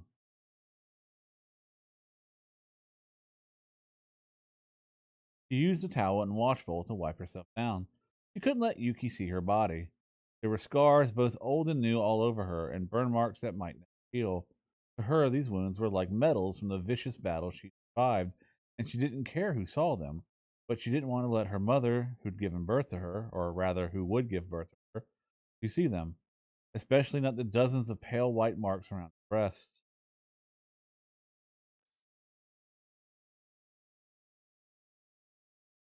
Wow. She still remembered that nightmarish day. The bullets which had killed her mom had lost the power as they passed through her organs, but still managed to dig into Susan's skin.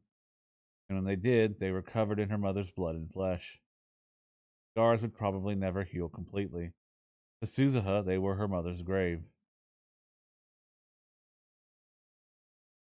She shook her head to try and get the nightmare out of her mind.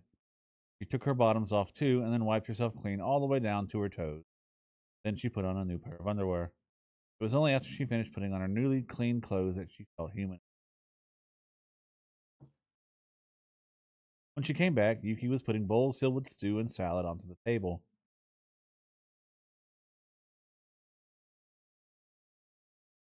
Their eyes met, and an awkward silence filled the room. It's ready. Yuki broke the silence first. Yeah, thanks. How much do you want? No, it's okay. I can do it myself.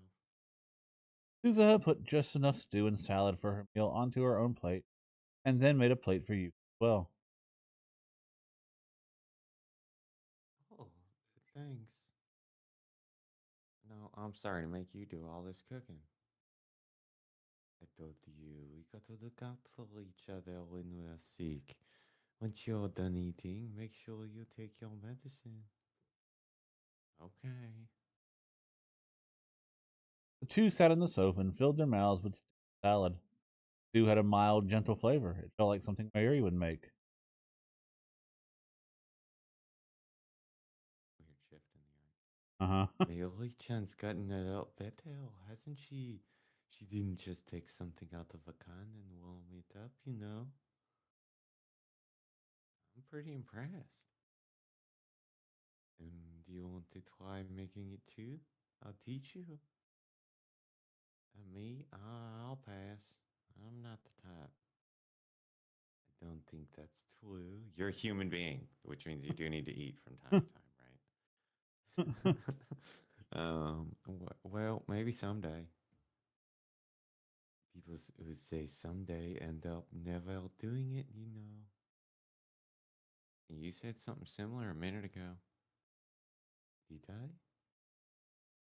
Yeah. And then the conversation ceased for. Suzuha slurped down her stew. She had terrible manners and tried to come up with something to talk about. This time it was Suzuha's turn to break the silence. After what she just remembered, she couldn't bear to be silent around Yuki. That song you were singing? What is that? A song?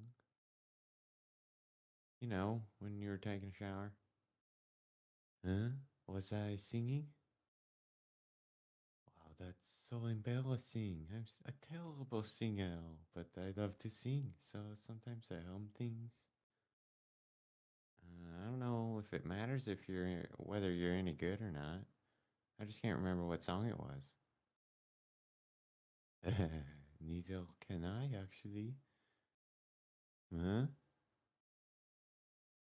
I just remember the parts that were really memorable. There, I think it's from an educational show that was on when I was a kid or something.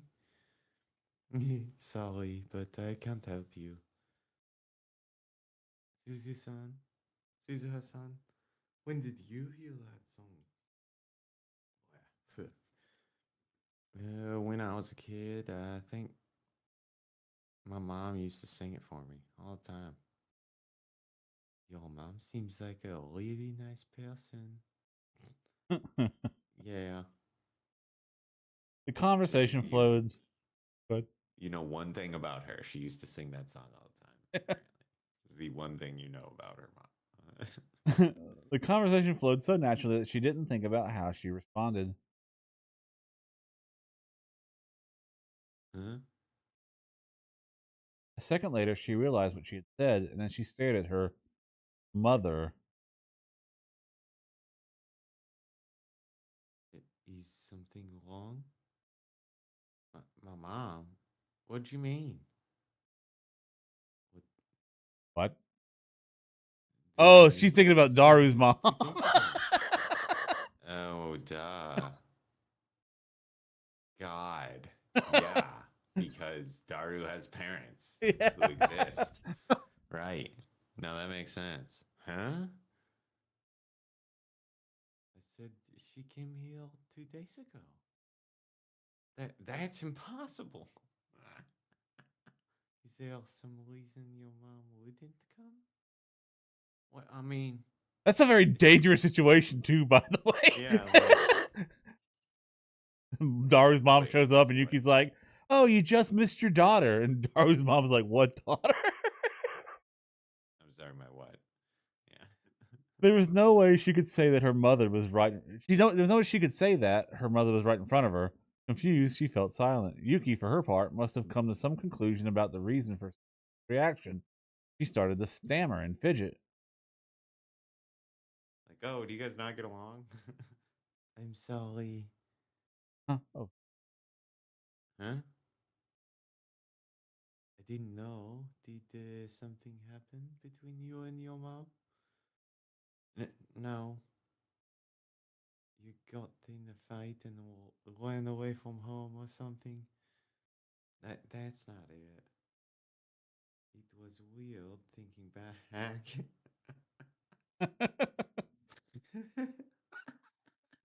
Oh God. Your mom just brought Hashida-san some food and a change of clothes and didn't say anything to you. She brought my brother food and clothes. Susan, you're fucking it up. Terrible. Awful at this. Very, very bad, in fact. Yes. Susan And at thought this it. point, you should be able to connect the dots. Yeah. Yeah.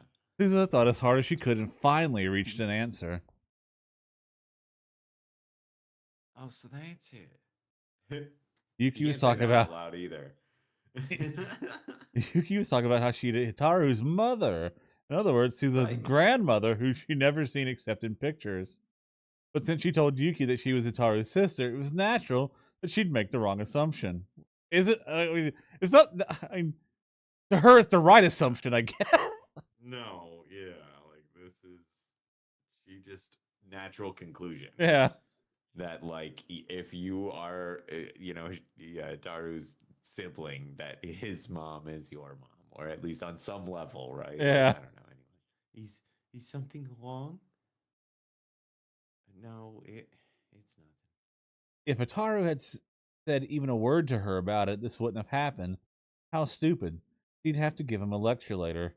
While Suzuha was thinking about the talking to her dad was going to get, Yuki had was already starting to sympathize with her imagined plight. Look, you're good then. This problem has solved itself. Yeah. It actually is probably better this way that she like fills in the gaps and like, oh, it's like a weird. Yeah, I won't bring it up again. Yeah. Oh my God, I'm so sorry. How embarrassing. Like, problem solved. Suzuha-san, you can talk to me at any time. We can talk about whatever you want. But yeah. For some reason, her eyes were starting to well up. Did she have a weird relationship with her mom? I think Suzuha's eyes were starting to well up. Oh, that makes sense. Yeah, hers all around. Oh, thank you. Suzuha didn't know how to react to this, but she felt a little embarrassed. She's a nice person. Just like she told Itaru, this place was too comfortable. She was starting to imagine that this life would continue forever. But sending this brief, happy time beyond the horizon of the world line was supposed to be Suzuha's mission. If she didn't, the world would be destroyed. Back to Okabe.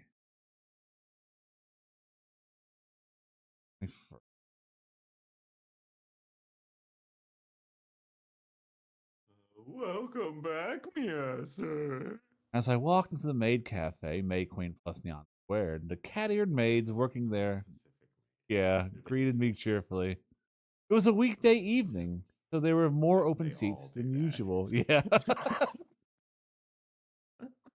Welcome back, Kyouma.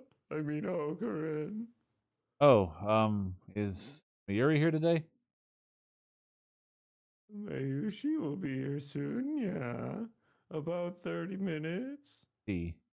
Mayuri had been working here for a while now. Her maid name was Miyushi Nyan. When she was Maid name. yeah. It's like maiden, but not. And like maid, I don't know. Anyway, sorry, that made me giggle. When she was a maid, she wore a long blonde wig and cat ears and looked very different from her usual self. Daru called me. Is he here yet? Yup, at his usual spot. I looked toward the back corner and saw a silhouette sitting next to a window with the sun at its back. Oh, and I've got someone with me today. They've never been to a maid cafe before. Keep them company until Daru and I finish. Yeah. Who could that be, yeah? Aho, right? I'm trying to think. Yeah. Hey, Yep, you're right. Good Yaho-san, call. over here.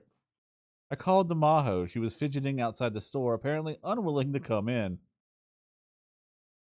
Food. Korin's with a cute girl. Yeah. Wait, is that really that surprising?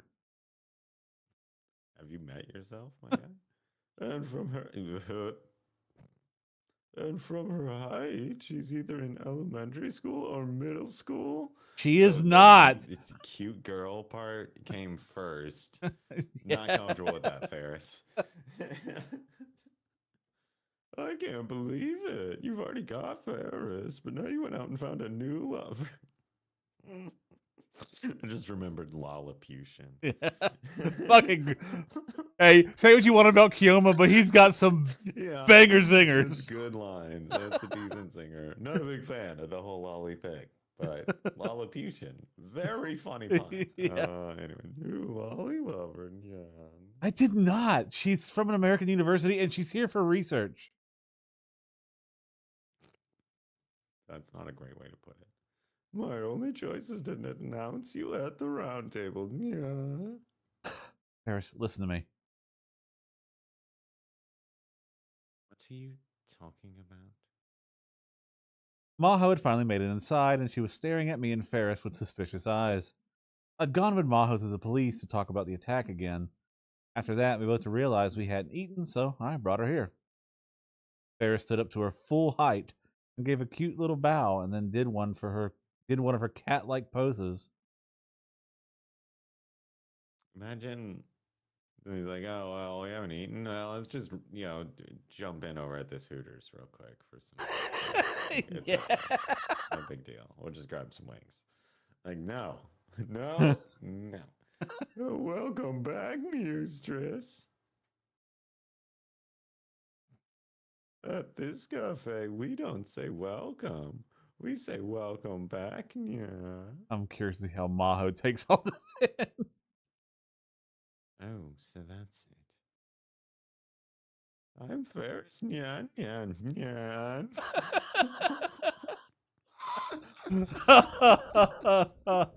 That's confusing. You really got to watch out when you're throwing them in there, Ferris. That's, yeah. What's your name, mistress? I'd like to think that her name keeps getting longer with more nyans every time because someone gets confused. Somebody mishears, prints a new name tag. Yeah. Before long, it's, wider than her shoulders.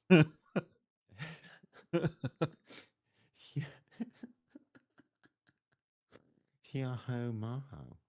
Yaho, so you're from Okinawa, yeah? Oh, I'm amazed you knew that. People always either ask me to repeat it or just get it wrong, but you knew it was from Okinawa. Yeah, because she's Ferris. She is in the know. Of course, yeah. Oh, God. 3 lives ago, I was a spirit guardian in the land of Paipatroma.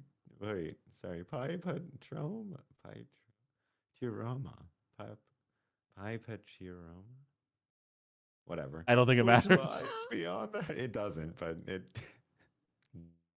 matters to me.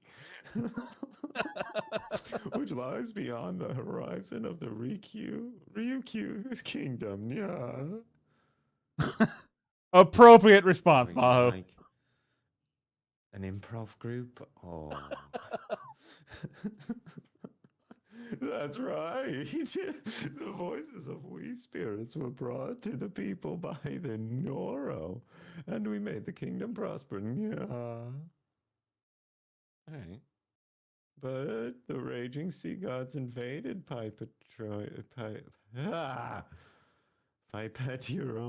whatever. And at last we I'm sorry. What is she talking about?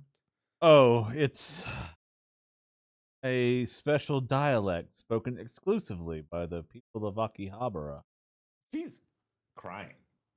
Those were tears. There were tears running down her face. Is that right? Look, a while back I had this persona, and I kind of encouraged her with it. Don't. I think she got infatuated with it. She's not. It's like a fixation thing. I don't know. She's nice. She means well. Think about it too much. Super rich. Super rich. Think about it too much and your head will explode. Is that like it already feels like it's about to explode? Anyway, just wait a minute. I need to talk to my friend over there. I pointed to Daru, and when she saw him by the window, her eyes narrowed. Is something wrong? He's a pretty big guy. I'll introduce you later. Tell him to lose some weight. Okay, Mahonyan.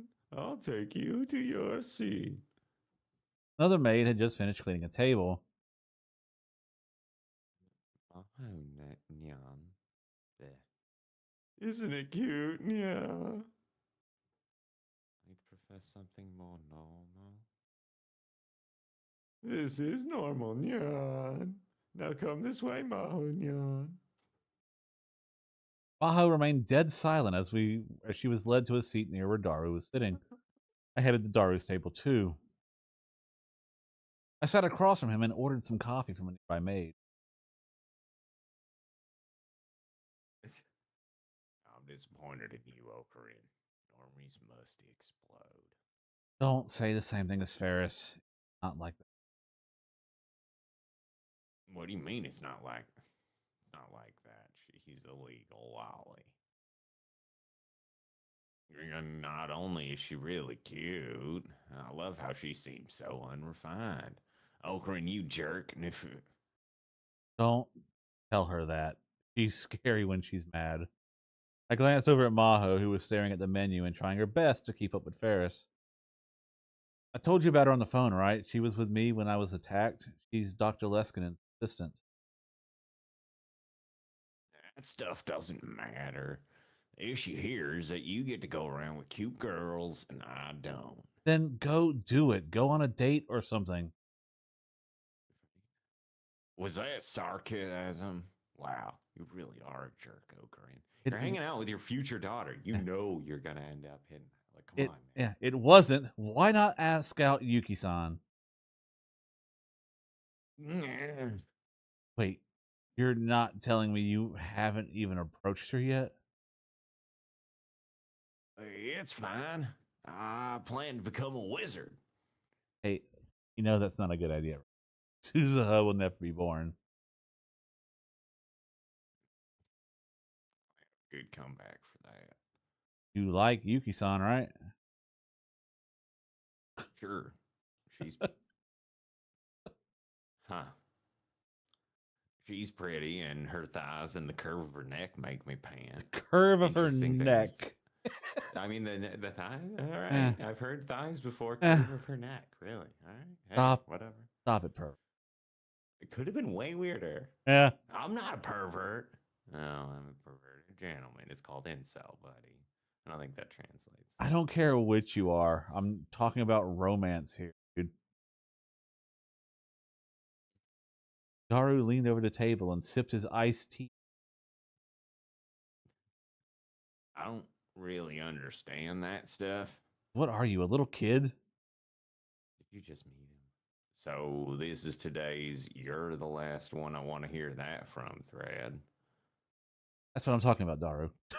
We stared at one another. I mean, okay, but like, sorry, one of the two. Well, not in this world line, I suppose. But one of the two of you has game. Okay, I don't know what to tell you. It may be anime protagonist game, but he has it. Yeah, he was right. When it came to romance, I really didn't have the right to talk. Well, whatever. This isn't what I wanted to talk to you about. True. Get to it. Yeah, see, there are two things I wanted to discuss. Here, Daru stopped and casually looked around. There weren't many people in the cafe, and thanks to Ferris, there was no one sitting near us. As long as we didn't yell, there was no risk of being overheard. I realized that the old me's habits were coming back. Was it because I'd gone through something out of a Hollywood movie? First, I want you to keep this a secret from Mayushi, but I'm looking for someone. That's right. Why? Oh, well, you know. He seemed reluctant to speak. You've known her since you were kids, right? Does she have any friends named Kagari? Kagari? Of course, I didn't know every single one of her friends. I never heard that name.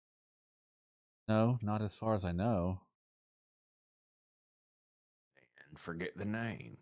Were there any girls that she was especially close to? Oh, let me see. There was a group of kids she used to play with in elementary school. Told Daru their names. Of course, he knew all of her friends since high school. He was especially close to Fubuki and Kaede from her cosplay group, as well as Ferris and the other maids at May Queen. There was also Luca. He wasn't a girl. That's all I can tell you. I don't know much more than you do. Sorry. No, that's plenty. Thanks. Daru took out his smartphone and wrote down the names of the girls I'd given him. Why don't you just ask Mayuri herself? Well, there's still some stuff going on. And who's this Kagari anyway? Why are you looking for her? Daru was unconsciously tapping the table. He seemed to be deciding how best to explain it. Actually, it's not me who's looking for her. It's Suzuha. Suzuha? Why would she be looking for a friend to make... Oh, wait. Suzuha was involved. Mm. That means Mayuri's future's involved. Is that why she can't tell Mayuri? Yeah. Her name's Sheena Kagari. Yep. Relative of Mayuri's or something? No. No, well, maybe. She's Mayushi's daughter. Oh. Said it so naturally that I almost missed it. I see. Daughter. Her daughter. Wait, what does daughter mean again? Daughter, daughter. Mayuri's daughter. Mayuri's daughter! Slap! Shh, you're too loud. I swallowed my words as best I could. True? It finally occurs to him. Yeah, but not her real daughter, I guess. She's a war orphan that Mayushi adopted. Couldn't imagine what chain of events in the future would bring that about. But it sounded a lot like too. Even in the worst world line, Mayuri would still know the joys of having her. Maybe it was wrong, but that still made me feel a little better. But at the same time, I felt a little worried about whether she could raise a kid. But isn't that weird? Why would Mayuri's daughter be here at this time? She escaped from 2036 along with Suzuha, it looks like. But when she stopped in Akihabara in 1998 for a mission, they got separated. Suzuha searched as hard as she could, but never found her. So she left her in 1998? Guess someone almost found the time machine while she was searching. She had to jump and leave Kagari behind. Afterwards, she kept trying to jump forward a few months at a time and look for her, but when she got to the year 2000, she started to run out of fuel. And so she jumped to 2010 to fulfill her real mission. Finished his sentence and Dark nodded. But even after coming here, she's still looking. So, you think you could ask Mayushi without letting her know what's up? So how would Miyushi know? Why what? Yeah. me? Oh, I get it. Okay. Whether someone around her age came to see her about 10 years ago or something like that. Oh, yeah. Sure. I mean, I'll ask. If I could find her, I wanted to. Adopted or not, she was the future Mayuri's daughter. And I felt a little guilty about things with Suzuha. I wanted to help if I could. Just then, the maid brought my coffee. As I drank it, I looked over to Maho's seat. Ferris had barely left her alone for an instant. All right, I'll put a magic spell on your pancakes to make them taste even better, yeah. Magic? Don't buy into this shit, Maho. Come on, you're like a brain scientist. Say it with me, Mahonya. The world is in danger, yeah. It's a conspiracy, yeah. Can I just eat my pancakes normally? This is normal here, yeah. Now enjoy your pancakes, yeah. Thanks. Oh, Mahonyan, it's dripping. The honey is dripping. Huh? What?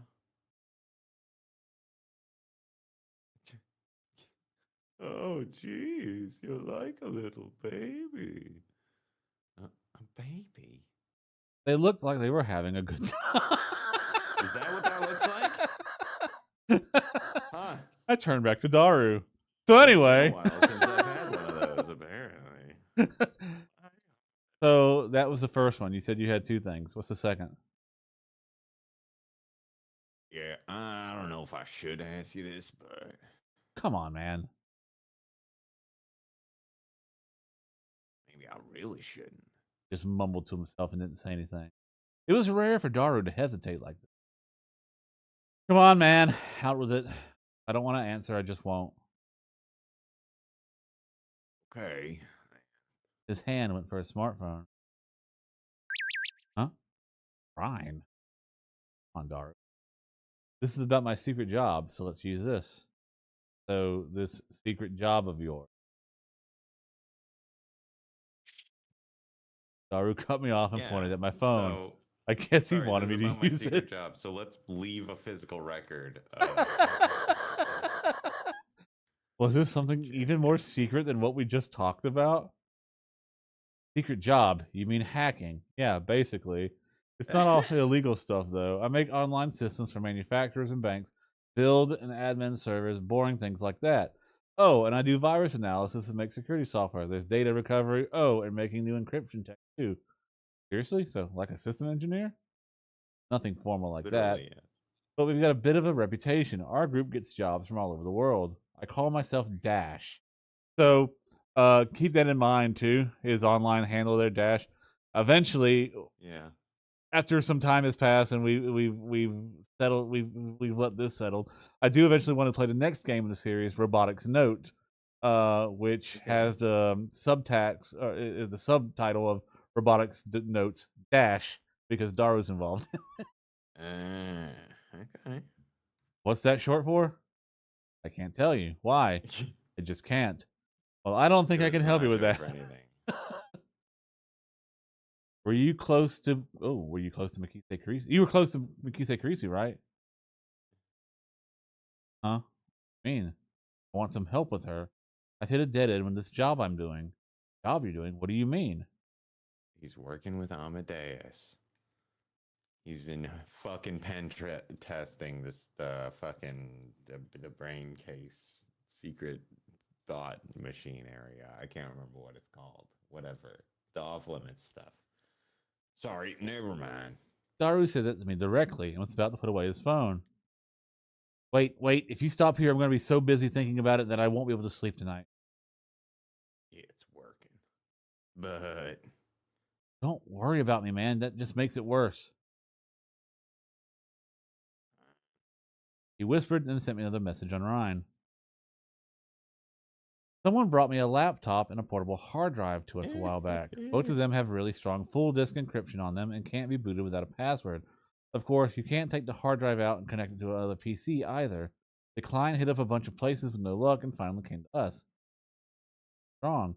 I've heard that even full disk encryption can be broken by a pro. Not happening with this one. You know why? We were the ones who made it, baby. Huh? You guys made it? time travel. Then you can't deal with it yourself? I'm a believer that encryption needs to be a poison without an antidote, or there's no point. Wow, that's interesting. That's not how encryption works. If there isn't an antidote, you've just deleted the data. Like you've like obscured it. You know what I mean? Like that's what decrypting is. It's a security fault. Whatever. Yeah, it doesn't matter. it is really hard to decrypt too. Yeah. So you don't know how to break the code even though you made it? Exactly. If we can break it, then other hackers who are just as good as us can break it too, right? And that's no good. Duh. See. And I swear if you go epic super hacker work, bro, I'll end you. Planning on it. What's this got to do with Kurisu? The laptop and hard drive belong to Makise Kurisu. How do you know? What? So Kurisu's belongings? I wanted to ask Dara directly, but I stopped myself. Something seemed weird about the client, so I hit up the PC manufacturer's user registration data. How I did that is a secret, by the way. And I found out it was registered under her name. Same address, too. It's definitely her. Who brought you the computer? Why would they have Kurisu's computer? Sorry, the rules say I can't tell you that. Were they Russian? Huh? Nope. Why Russia? Nakabachi? No, if it's not, then fine. So what do you want me to do? I want a hint, man. You know any words that Makise she might use for her password? I can't brute force a password. I have to do it the hard way. I tried her birthday, graduation dates and stuff, address and phone too. Not that I can imagine her picking them for a password. And also any words commonly used in brain science or frequently used in papers. I've got all that data. Now I'm trying stuff from her private life. Huh. Felt like the grave of someone I cared about was being violated. What kind of words did I associate with Kurisu's private life anyway? Curry Gohan and Kamehameha? My fork? Or maybe something to do with her dad? I tried to remember more about Kurisu, but when I did, I started to think of moments. I quickly shut down that train. She doesn't like getting stabbed. Pretty much. Sorry, can you give me a little time? I can't come up with anything quickly. Yeah, Roger. Just, tell me if you remember something. And I'm not forcing you. If you remember and you don't want to tell me, that's fine. Yeah. I sighed and gulped down my coffee. Gotta be from Maho. Yeah, gotta be. What? Ocarin, I told you you were having I knew there was a Christmas party. I remember the Christmas party. Ocarin, I told you you were having a Christmas party at the lab today. Did you remember? Mayuri's voice sounded really excited. Yeah, of course. Of course she did. Mayuri had spent a lot of time preparing for this day. She was probably really looking forward to it. Oh, do you think you can come? I'll be there. It's at 6 o'clock, right? Yep. You at the university right now? Nah, Wako City. I'm at what's basically a lab. Belongs to a professor I know. Ah, Wako City. She had no idea where Wako City was, did she? Will you make it? I'll be fine. It'll be fine. Great, I'll be waiting. Her voice got fainter on the phone for a second, and I heard the other girls. Ocarin-san, all the girls today are wearing Santa outfits and waiting for you. We're waiting. Oh, that's gotta be. We're waiting, yeah. That's Luca. Come on, you too, Luka-kun. Girl. Luka-kun's cosplaying too. I'm sorry. I'll take it off. I'll take it off right now. What a waste. It looks so good on you. Guys are having a lot of fun, huh? We're getting ready right now. Miyushi's in a super short Santa miniskirt. Oh, wait, that's not her talking. Gotta be somebody else. Maybe Kaede or Fubuki. How many other the people are there? Yeah. Kaede and Fubuki are probably there. Yeah. Miyushi's in a super short Santa miniskirt. She looks really cute. That probably is Fubuki, actually. Yeah. By the way, Confident. her panties are pink. Ah, what are you talking about, Fubuki? There you go. Uh-huh. Oh. I'm sorry, she's being weird. Anyway, we're waiting, okay? Yeah. All right, see you later. Sounded like the party had already begun at the lab. With all those girls there, I'm sure they were having a good time. Luca, you're the only guy. Hang in there. Also, have fun. I chuckled and put away the phone. Like they were having a good time. It was Maho who spoke to me. Actually, only Maho and I were in the room, so it made sense that Maho would speak to me. It's yeah, you think? I'm going to my friend's Christmas party today. Oh, it is that time of year, come to think of it. You don't seem like the type to be interested in that stuff. Not really, since I came here. I spend all my time in this room, and the only people I see lately are the police. I tried to force a laugh at Maho's joke and looked around the room. It was dead silent. You have to invite her now. The exact opposite of the noisy laugh I just heard on the other side of the phone, in fact. Nothing had changed since the first time I'd come, which meant that it was still only Maho and Dr. Leskinen that were working here. And the Unless professor she's hanging out with fucking what's his name, Sting or whatever. and the professor had been meeting with different researchers all the time since she'd come to Japan, and so he wasn't spending much time in the lab either. Does that mean Maho was spending most of her time cooped up in here, alone? Well, normal for a scientist, I guess, but do you want to come too? After what happened, you probably needed a chance to blow off some steam. Me? Don't worry about me. I feel more relaxed when I'm doing my work alone. It means I don't have to deal with other people. Mood. Is that how it works? Yes. Kurisu had said some similar things. Kurisu, huh? Anyway, let's get to the point. Right. I hadn't come all the way to Maho's lab to make small talk. If you said you wanted to apologize to Kurisu, right? That's why you came to me? Hmm. Why? It's hard for me to talk to her. So you want me to be a mediator? Guess so. You're a weird guy. Maho's reaction surprised me. Was I that weird? Like the last time we talked, well, part of it was because I was freaking out, but I kind of hung up on her. Knowing Kurisu's personality, she's mad, I'm sure of it. And since I'm still kind of connected to her, I've got this invisible pressure bearing down on me every minute of the day. Dr. Leskinen had been trying to help me out, but I would have felt better if he'd just stripped me of Does it really bother you that much? You know Kurisu was told not to contact you, right? Yeah, but I don't want our relationship to end with a fight. I never wanted to go through what I experienced in the Alpha World line again.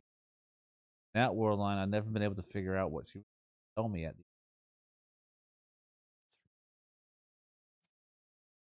trying to tell you that she loved you. Well, whatever. If you want me to talk to her too, I will. So let's get this over with. Thanks. It's Christmas Eve, so why not say something nice? Yeah, well, you're right. Not that I had any idea what nice would be.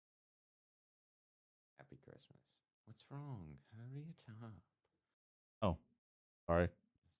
Tap the icon on your phone and it'll connect you whenever. I know it needs a phone, Maho. In your own time. 24 for good.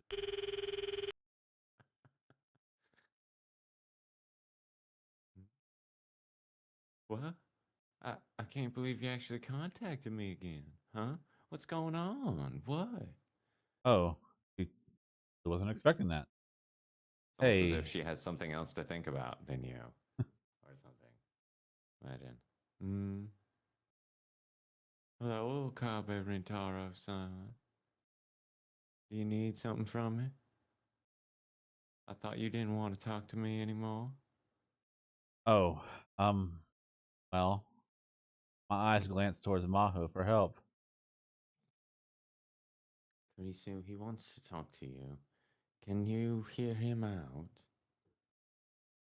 I didn't say I wasn't going to. I was just checking to see if he still didn't want to talk to me. She was mad. But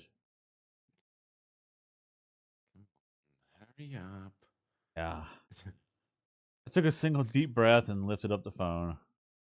They're not mad. They're annoyed. I'm sorry. I bowed my head. You were nice enough to talk to someone like me, and I betrayed your kindness. And I know it was rude of me to just suddenly hang up the last time we talked. I was remembering some personal stuff that had happened, and I was a mess. That's got nothing to do with you. I at least wanted to apologize before I quit my job as a That's all. Start laughing. Kurisu was chuckling the same way Maho had just done. Are you serious? What? What? How can you laugh and I'm giving you a real apology? Cuz, well, I'm an AI, right? But you still got this somber look on your face and you're apologizing so seriously? I'm an app. The last time we spoke, you said talking to me was embarrassing, right? You're weird. Is he about to bust out the Christina again? Uh-huh. Was it weird to apologize to an AI and mean it? It probably was. To be honest, I was a little disappointed in you, but this makes me change my mind. If you'll agree to my one condition, I'll forget all about it. Her one condition is, why What's did you call me the deal Christina? with the fucking Christina shit? Condition? What you going to make me do? I had a bad feeling about this. Okay, let's hear it. The Oh. fuck is the deal? Oh. Huh. Is that what you're into, Chris? No. I want you to take Maho Senpai out to dinner today. Huh? Huh? Maho's eyes and mine went wide. Wait, Kurisu, what are you talking about? Don't you know what day it is today? Christmas Eve? Exactly. Exactly what exactly? So will it be your kabe-san? Yes or no? Why did she look so excited? I think I was making a joke about this. It's like a couple's holiday in Japan. Yeah. Traditionally. Fine. Yahoo-san, I'm officially inviting you to that party I was just telling you about. Please come. Party? Getting together with some friends for a Christmas party. That's not what I meant. But maybe dinner for two is too much to ask for right off the bat. Maybe this is better.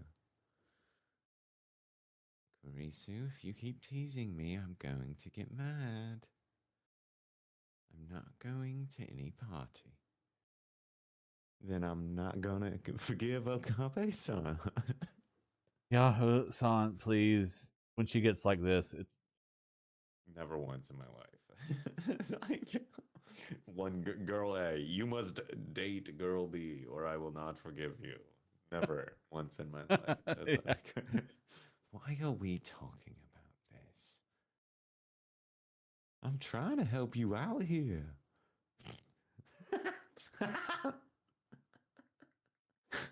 Kurisu's trying to be a wingman. Uh-huh. Listen. Anyway, I need to wait for the professor to get here and give him my report. Hey, Lintalo, Maho, what are you talking about? Dr. You got the Leskinen. report so I can leave? Dr. Leskinen walked in at the perfect moment. Maho looked relieved and went to open the file on her desk. Welcome back, Professor. Here's the data for today.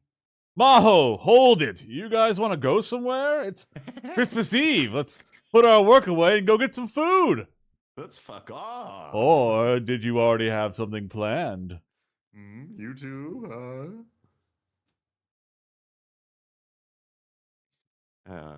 sorry. Nice job, Professor. Professor, my friends are having a Christmas party. If you'd like to come, you're more than... Wonderful. I'd love to. Stop inviting this man places with your friends. He is like a full ass grown adult. The rest of you, it's weird. I didn't even get a chance to finish my sentence. Of course, Maho will be coming too, yes. Now it's your boss. Now this is a work function for Maho. That was the moment when Maho's last hope of escape was cut off. Then it's settled.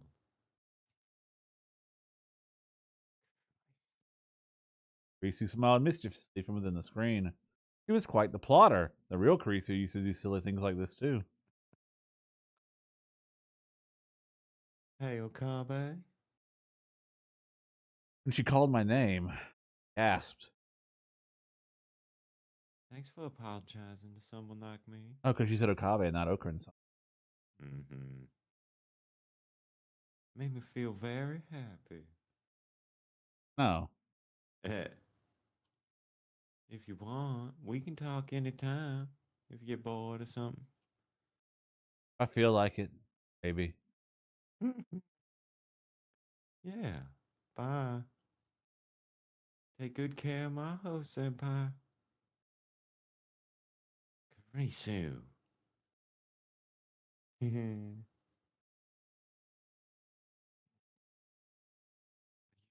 Satisfied.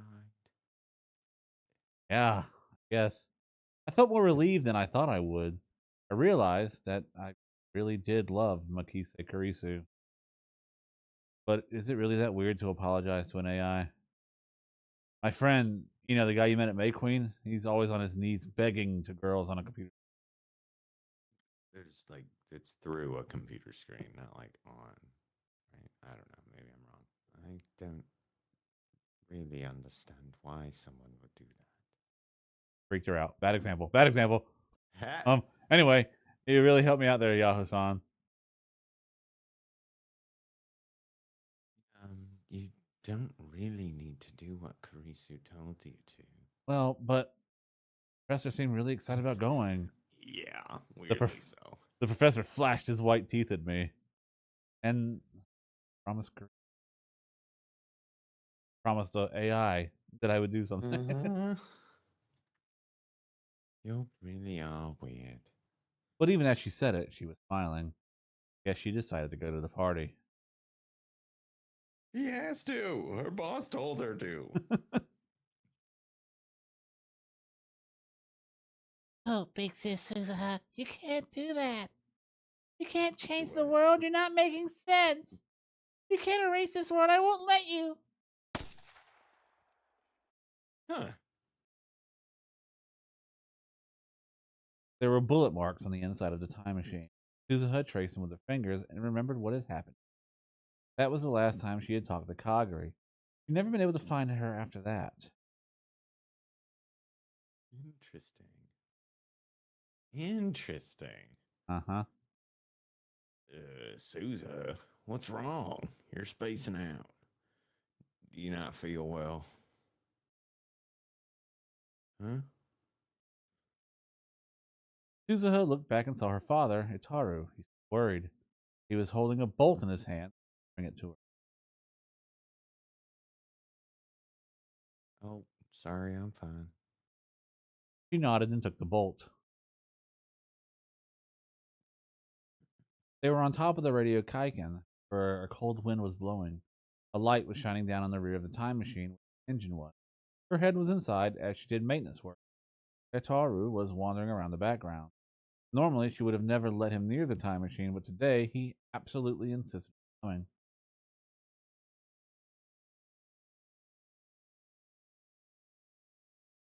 What kind of dad wouldn't be worried about his daughter when she just got really sick?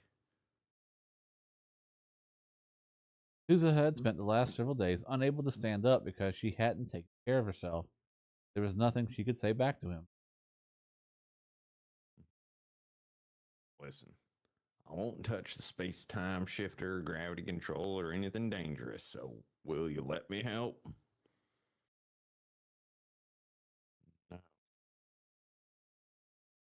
Probably better than you are at mechanical stuff. I know that, but no. Taro slumped forward, dejected, but Suzuha had no intention of discussing it.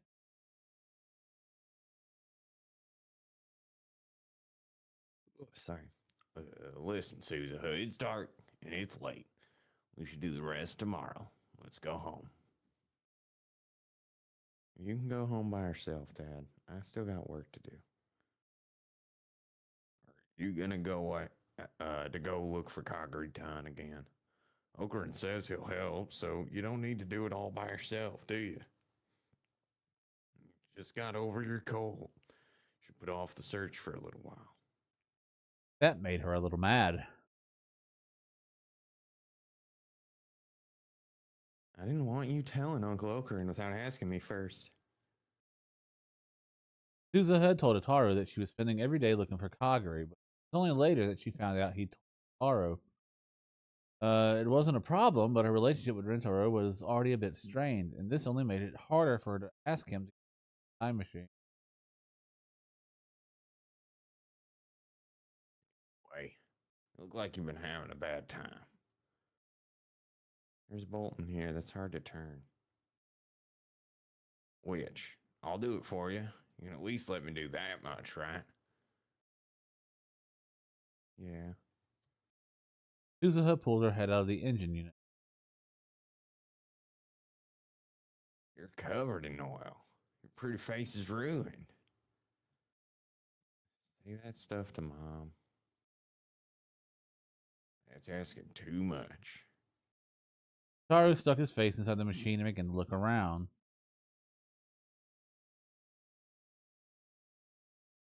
Oh, from the way this is laid out, that pipe was probably added on later. Take the pipe off. There's probably coolant or something going through it, so use this valve to empty it first.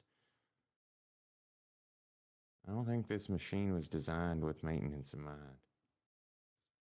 You got that right. Whap it up. What a pain in the ass. Ah, there you go. Someone's experienced that one before. Who do you think made this? Me. Taro sighed and started to concentrate on his work. He did his job silently, My brand. twisting his massive body to the left and right. Watching him, Suzuha remembered her childhood. When she was younger, she loved watching her dad make the time machine. Dad? Yeah. Lately, I'm starting to not understand myself anymore. Damn, Suzuha, keeping it real. Yeah, shit. This may be a weird thing to think, but is it really okay to erase this world? Finally, somebody's asking this shit. Her mind flashed back to young Kaguri's scream. You can't erase this world, huh? She'd never forgotten the look in Kaguri's eyes, and she'd never been able to shake the feeling of watching her.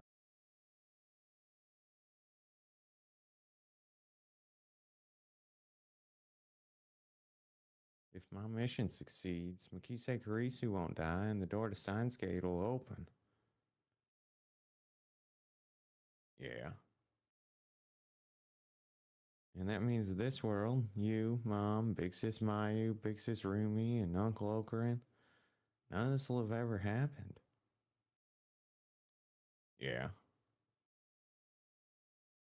The me that's right here, right now, will never have met you. I get what they're doing here, but at the same time, like all the world lines exist at the same time, regardless. So this world line goes on. Anyways, just the player and Okran Prime just will never see it again. I don't know. Yeah. I don't, like like there is a perspective that loses this, but everybody else is not going to know a change occurs. Yeah. I don't know. Yeah. I'm not, or it's not clear anyway, but whatever happens, they're not conscious. No one's conscious of it except for Okran. Right. But that doesn't mean that they don't disappear, though, on some level, I guess. Yeah. I don't know. Yeah. Like, even if, there's something there. Anyway, is this a scene where you confess your love? Should I save my game? Suzuha said nothing and poked her dad's calf with her, with her toes. All right. I'm being serious. One more joke and I'll kick you. You're not sure what to do?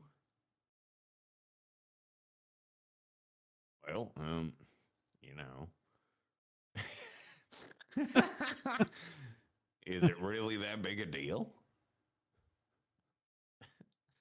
Like, what is what? Like, who cares if this present disappears? I mean, a lot of people are going to die after this, right? I don't want that to happen. Dad, you're overthinking things. You don't want a war, so you're going to change the world. Isn't it better when it's simple like that? And anyway, I don't want to go to war. I'm not like you. I'm me. So it wouldn't last 3 days on the battlefield. You're such a wimp. I'm disappointed. Suzuha sighed, turned around, and started to walk away. Where are you going? I'm going to wash my face. It's covered in oil. Once you tighten that bolt, close up the cover. I'm going to take your suggestion and not look for coggery today. Okay, that's great. Let's go home together. Yeah. Suzuha looked up at the moon, shining in the cloudy winter sky. She let out a puff of white breath. White breath danced in the air for a moment and then disappeared into the cold.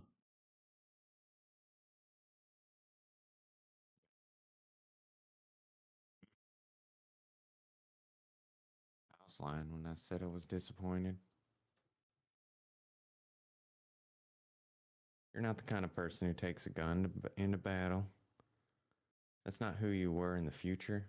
It was always your job to run away. What? Future me sounds like a total loser. But that's fine. In the future, you got another battle to fight. That's why we're all with you. Suzuha. So don't get any weird ideas, okay? Daru not getting weird ideas. Yeah, right. Fuck. Good luck with that. Give up the idea that Japan is safe. Uncle Okarin was just attacked. You could be attacked at any moment, too. There's a war coming, and very soon. For about 2 weeks now, someone had been watching Suzuha in the time. It was clear that some great power was on them. Okie Suzuha nodded, satisfied at Itaru's answer. The bathroom to wash her face.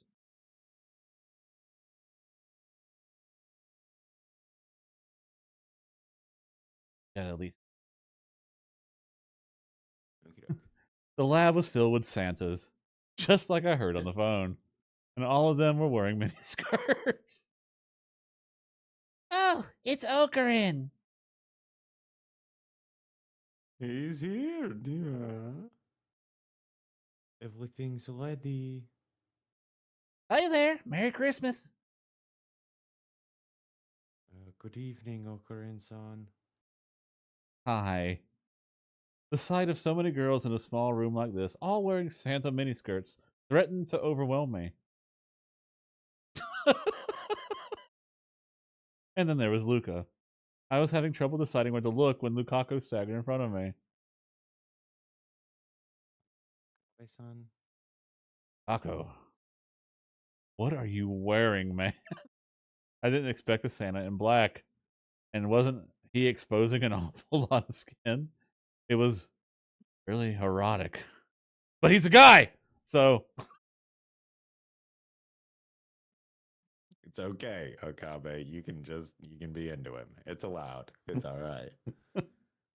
Okabe-san, I Lukaku, I'm glad you survived. Must have been hard being the only guy here. I gave him a pat on the shoulder and he smiled, relieved.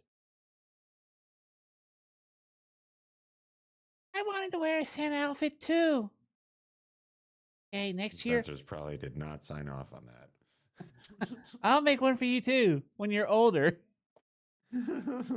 Really? Yep. Thanks, Big Right, Sis you didn't Mary. contrive some reason that you could be like a million-year-old dragon trapped inside that form, unfortunately.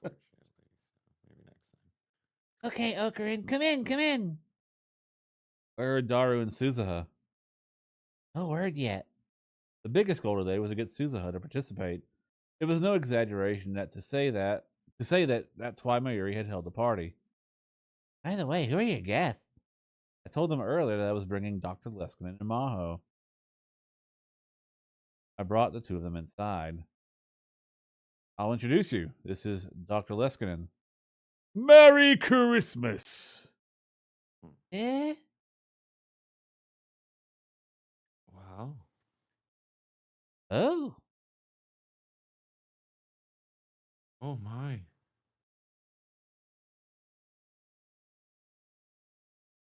He's big. Thank you, cute little lady. But Daddy's bigger.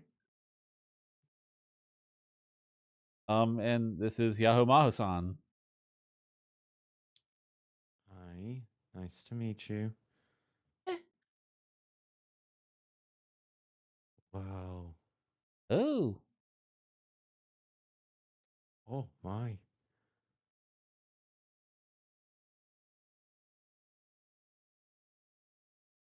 Nyan, we meet again.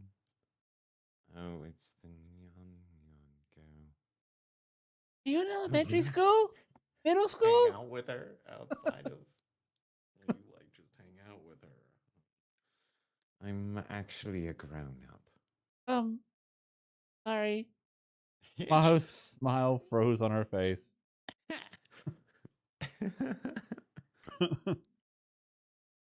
It's just like, oh, I thought I was gonna have another friend at the party. Damn it.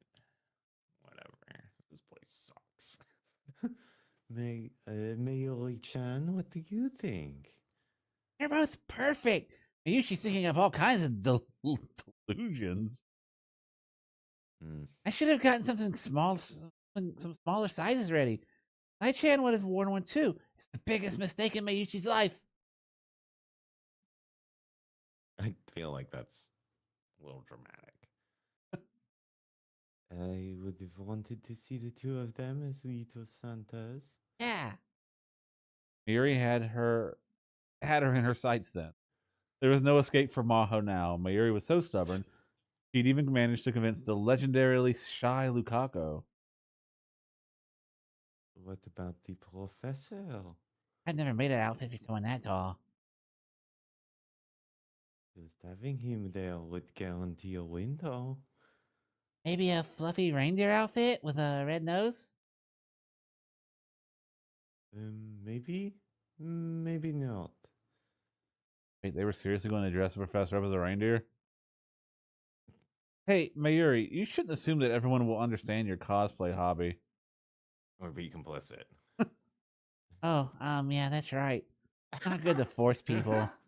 I have to remember that. Yeah. Also, fucking Yuki showing some skin there. Yeah, she's got like a straight up corset and shit going on. But lately, even the employees at the convenience stores dress up as Santa for Christmas. Christmas and Kamima are two very different things, aren't they? Oh, or so you say, but basically you want to dress the two of them up as Santa outfits, don't you? So, Maho-san, do you want to see Mayushi? You want Mayushi to lend you a Santa outfit? Mayuri was already going after her. Maho refused as forcefully as she could, but Dr. Leskinen was surprisingly interested. He'd been trying to put on a triangular paper party hat. Trying? Oh, I just got a message from Darkun. What was the struggle? What was he having issues with? What's the complication? He's almost here, and Suzu-san's with him. Mayuri was looking at her smartphone. It looked like Daru had pulled it off. I guess he really was Suzuha's dad. This meant we succeeded in our biggest objective, which meant it was on to the next mission. We all decided that we were going to surprise Suzuha. Suzuha didn't know that we were all waiting for her. We each grabbed a noisemaker and got into position. Yeah, surprising the... Yeah, this is a future soldier with PTSD and a firearm. Dr. Leskinen and Maho helped too. Maho seemed unsure, but Dr. Leskinen was more than willing to participate. I'm turning off the lights. Yeah. Oh, God. Wonder if Just going Susan-san a will little like wild. it. You'll never get to see Susan look surprised. But she actually really likes sweets, yeah. And she's really nice. Hey, Luca just fucking stands out. He's like the Grim Reaper. Yeah. When I- It's a when I weird say- choice, isn't it? When I said hi a little while ago, she said hi back. It's hilarious. Yeah, I wish I could get along with her too. You will. It'll be fine. You two are perfect for each other. And then we heard Daru's voice from outside the window in the alley below the building. Okay, I'm going inside. I'm going inside with Sousa. His voice was loud and unnaturally expository. Once he got below the lab, he was supposed to give a signal. Everything was going. We all went shh at each other in the dark. I could hear 2 sets of footsteps coming up the stairs. Everyone held their breath and waited. The timing was critical, but would she be able to figure it out before we acted? The room was filled with different smells, like the girl's perfume and the aroma of the food they made. Didn't Suzuha always notice these things more quickly than an ordinary person would? Oh, she's just getting over a cold, so her sense of smell. Rough. Yeah, she's been having a hard time. It's like an emotional roller coaster on the way over here. I started to get worried. What if she got nervous? And then I heard the sound of the front door opening. Huh? Nobody's here today then? Oh my God, are they gonna get got? What? Well, no, because he knows. Okay, some days are like that. Sorry, you idiot, your voice is shaking. I got even more nervous. Was it time yet? Where was the signal? Yes. I felt like my hands were going to slip and trigger the noisemaker too early. My The palms were signal is they open the door. my I don't palms were understand how sweaty. surprised by These weeks, mom's spaghetti. I could tell Suzuha was taking off her shoes. No, yeah. Ferris gave the signal. Is that it? That was the Oh signal. God! The second the lights went on, we all activated our noisemakers. Gonna fucking I could see spin around. Suzuha flinched for just an instant, but I couldn't Yep. follow what happened after that. That's how fast she was. She dropped down, sprung off the floor, and leapt towards Yuki, who happened to be standing in front of her. She might have broken Yuki's jaw with the base of her palm before I could shout at her to stop.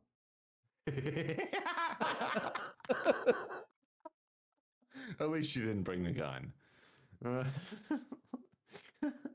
Yeah.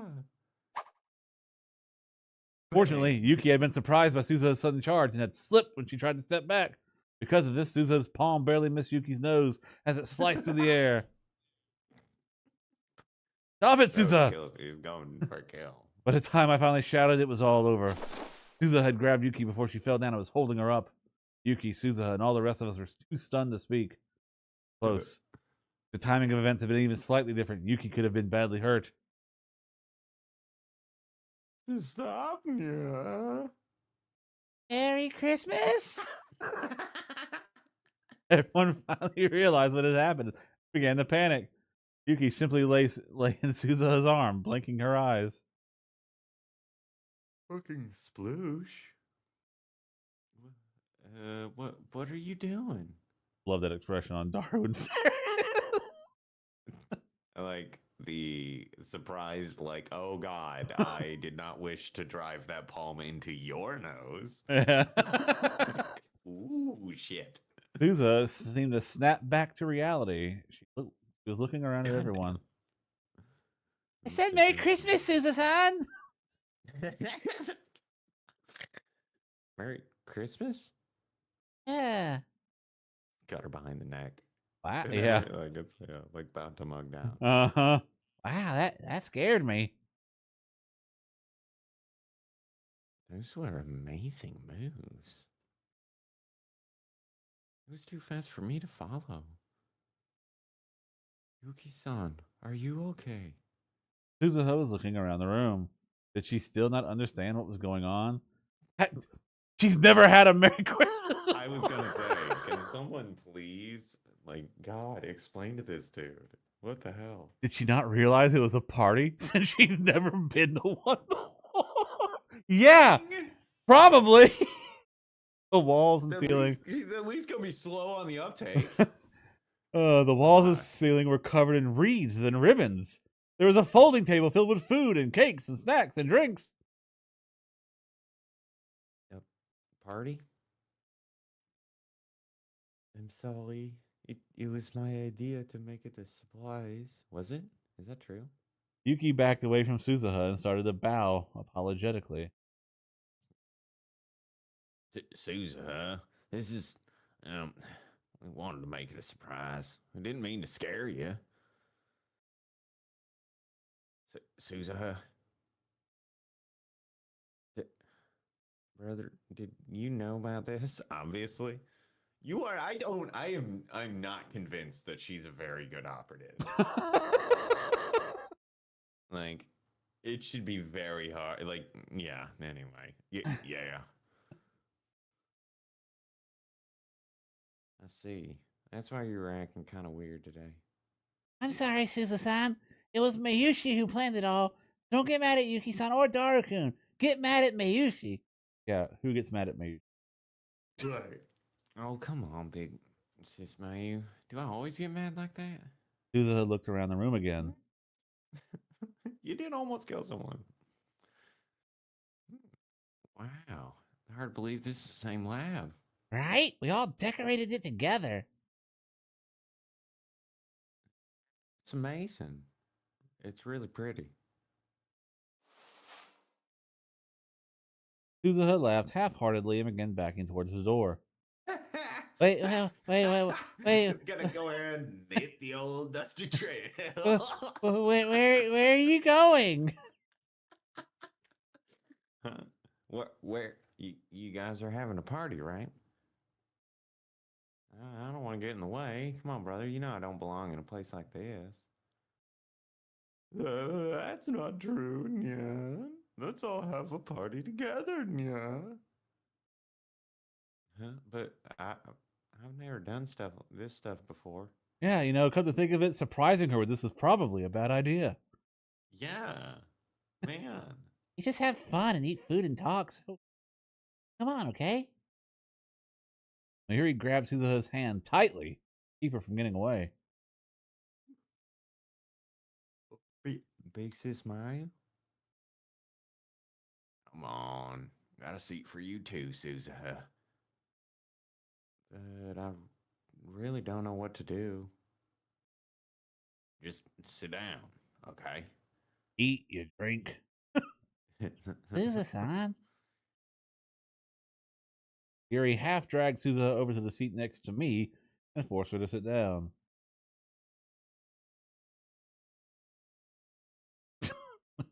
Okay, everybody. Did every nyan not work? Here, yeah. Yeah, right. I mean, that would have if you'd think, but Round of applause, Whatever. everyone.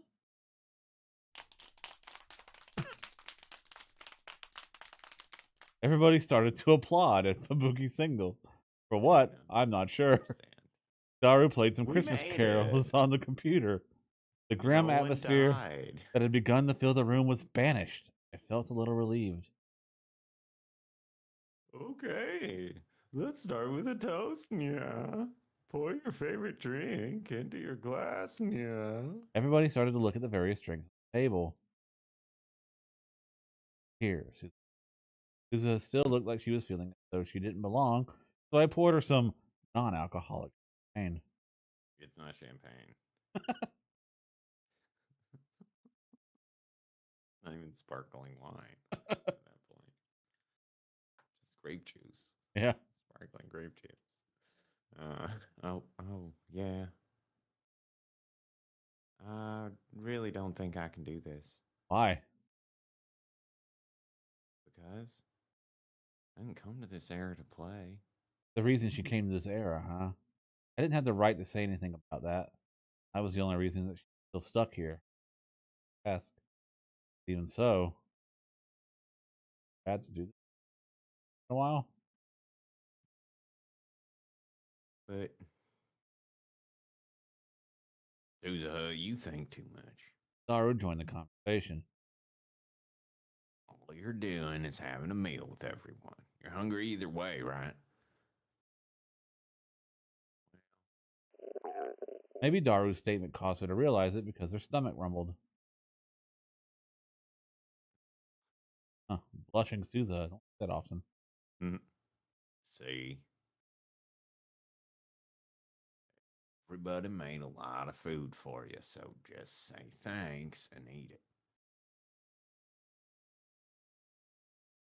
it. Everybody, you all got your drinks ready? Yeah. All right, let's have a word from Mayushi, who put this party together. Yeah. Huh? Huh? Me? Speech. Mayuri stood up, flustered. As she stood, she bumped into Lukako, who was standing next to her. Two of them almost spilled their drinks. Sorry, Luka-kun. Mayuri-chan, calm down. Okay. We started to take deep breaths. It's Christmas Eve today. There's normies out there everywhere today. But this year, let's have a party and be normies ourselves. No, I don't think that's what normie means, Mayushi. Nope. Boogie whispered, a little sad. A bunch of people asked for Buki-chan out on Christmas dates. You should have seen them all. They were all younger girls, though. Anyway, if everybody has a good time, Mayushi will be happy. That's all. Yuri gave a little bow, smiled to Suzuha. Suzuha answered My TED Talk. with an expression that wasn't quite a smile. Okay, everybody. Cheers, nya. Maho, nyan. You give the toast. What was that? What that wasn't the toast? Right? How does this work? And Ma was like, I literally just met all of you for the first time. Thanks. Well, me? You came all the way out here, so why not give a toast and introduce yourself? I'm gonna throw this at For real? Maho stood up with a slight frown and thought for a moment before she opened her mouth. Thank you all for having me today. Dr. Leskinen and I are from America, so we've never spent Christmas in Japan before. And I'm finding out that spending a cheerful Christmas with friends is also a great... Say something interesting, yeah. Fuck off, Ferris. That's kind of hilarious, though. Like, cutting in the middle of somebody's, like, cookie cutter. Boo! Be less boring!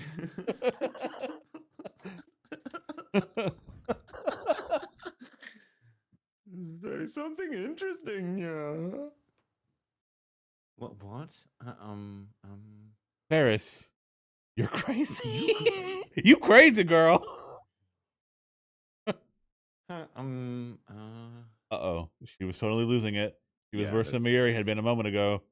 It was hard to believe I'd seen her interpreting in front of that huge crowd at the ATF.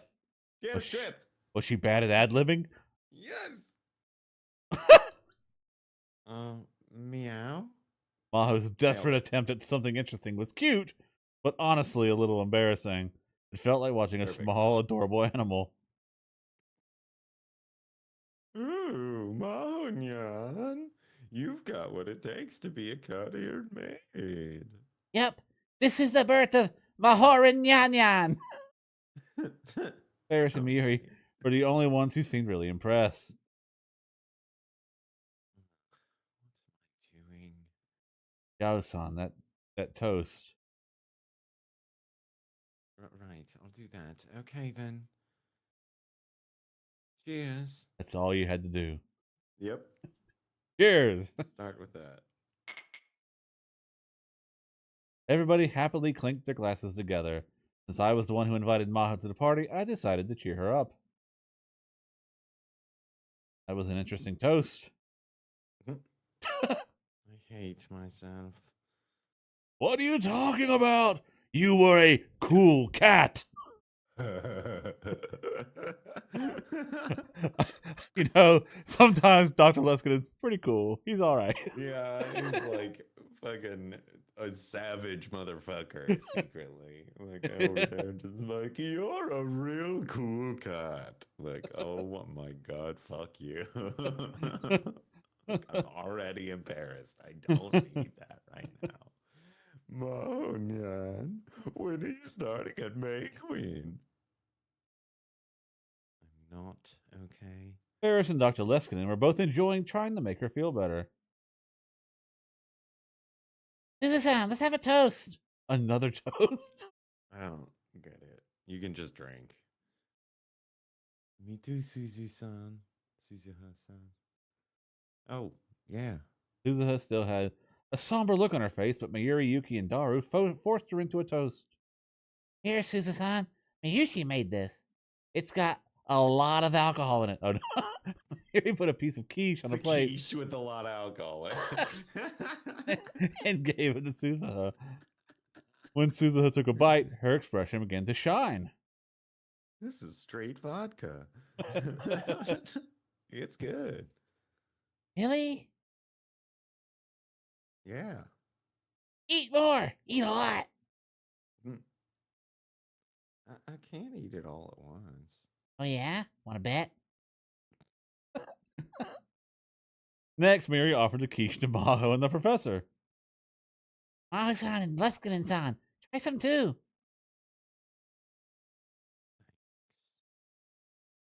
Quiche is a weird. It's maybe it's not. It's good.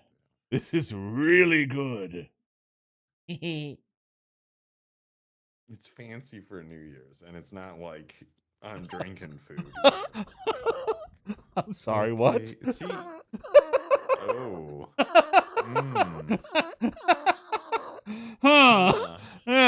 I wonder what they meant by ethnic style there.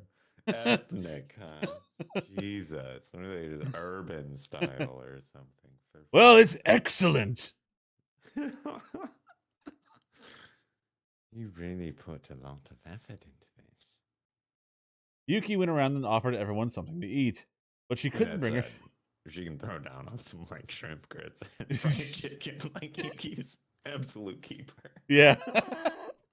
She couldn't bring herself to offer any to Suzuha. Mayuri kept motioning for her to go over, but Yuki just kept fidgeting. Maybe she was thinking about it too much. But Suzuha kept devouring all the food that Mayuri and Yuki had prepared and gushing over each dish. Two of them had been practicing their cooking for about a month here in the lab. I guess it paid off. Oh, there's cake too. Heidi-san did the decorations. I guess, yeah, I don't know. I didn't do a very good job, so forgive me. Heidi-san's really kind of clumsy, but doesn't that just make her cuter? Rude. That really doesn't feel like a compliment. Everybody laughed. Tee. Then, about an hour after we started eating, when she saw that everyone had eaten enough food, Ferris clapped her hands together loudly to draw everyone's attention. Sorry. Okay, every kitty. Now that we're all having fun, I'd like to start exchanging presents. Yeah? We didn't have any time to get something good. I hope that's okay. Maho and the professor had stopped at a Don Quixote. That's okay. All right. Yeah. Don Quixote. I like it. On their way from Wako City and spent just 10 minutes picking out presents. Don Quixote. I'm stealing that. Yeah. Oh, man. Lilliputian, I probably won't bother using in the future. Don't worry. That's fine, yeah. I didn't bring anything. Mayushi and I brought yours. Yushi was the one who chose it. I see. Sorry. Why are you apologizing? You didn't even know this was It happening. Was a surprise party. I would still be embarrassed too, though. Like if I was, like, oh, I'm at a party and there's supposed to be gifts. Nobody told me. Oh my god, fuck you guys, fuck all of you. It's a surprise party, and there's a secret gift thing that I'm now not. Well, you suck, all of you. Don't worry about it. Worry.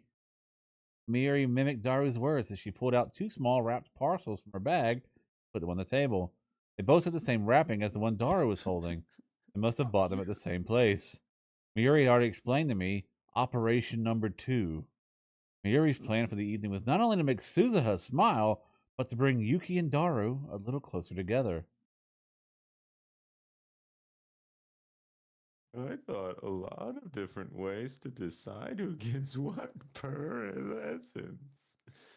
Per essence? I'm trying to make sure I get it right. But in the end, I decided we're just gonna draw numbers. Yeah. Paris gathered together everyone's presents and put little stickers with numbers on them. Yeah. Then she lifted a bundle of disposable chopsticks up above her head. Hey, she brought these so we could play the King's game tonight. Yeah. Don't say that, Ferris-chan. Hey, Miri, the King's game is something you play at the singles parties. Oh, the King's game. I know that. I just got a little confused. Well, I love it when girls order me to do things. Ashita-san, you really are a pervert.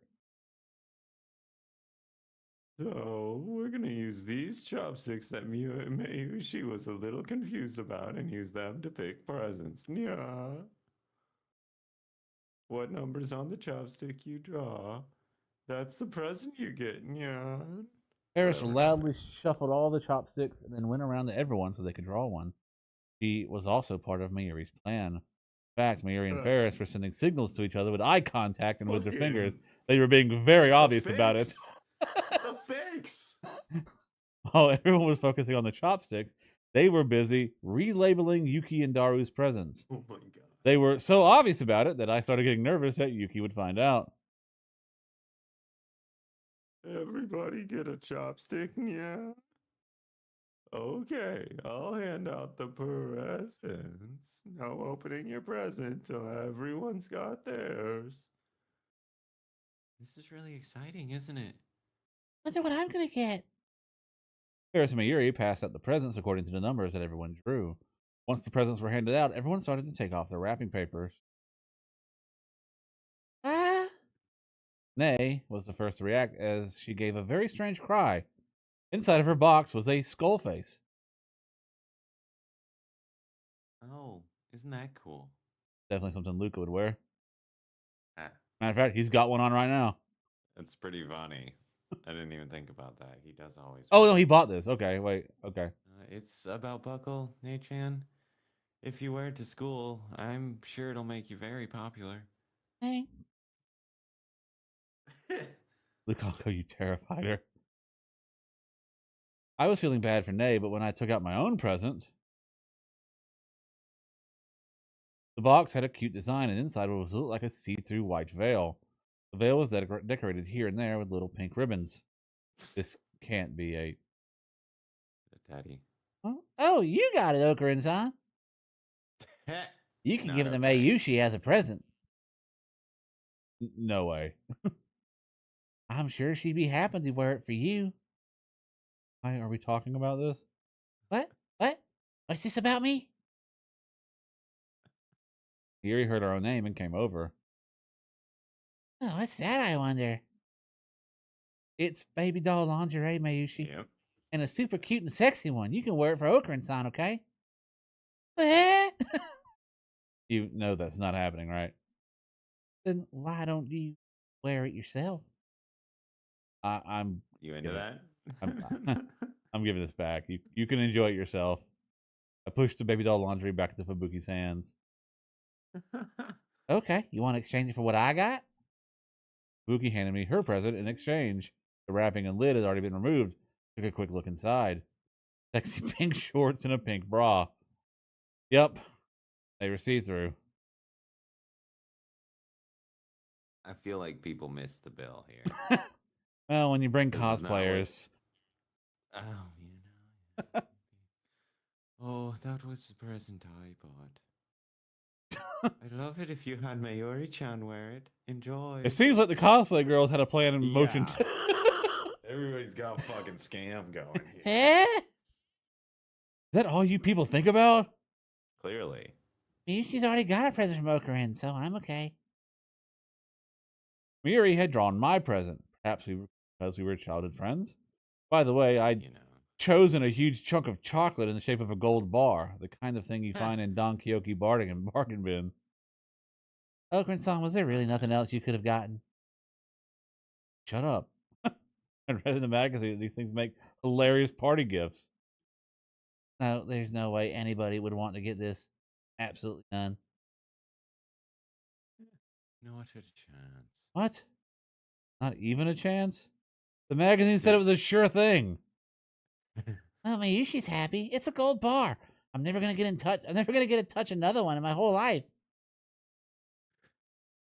Oh, you're such a good girl, Mayushi. You really are a good girl. There. Ibuki and Kaede were patting Mayuri's head, half out of sympathy, and, half because she was cute. Somehow, Bless your heart. I ended up as the bad guy. It's because you came up with a bad gift, apparently. Okay, now it's my turn to open. Yuki started to open her present.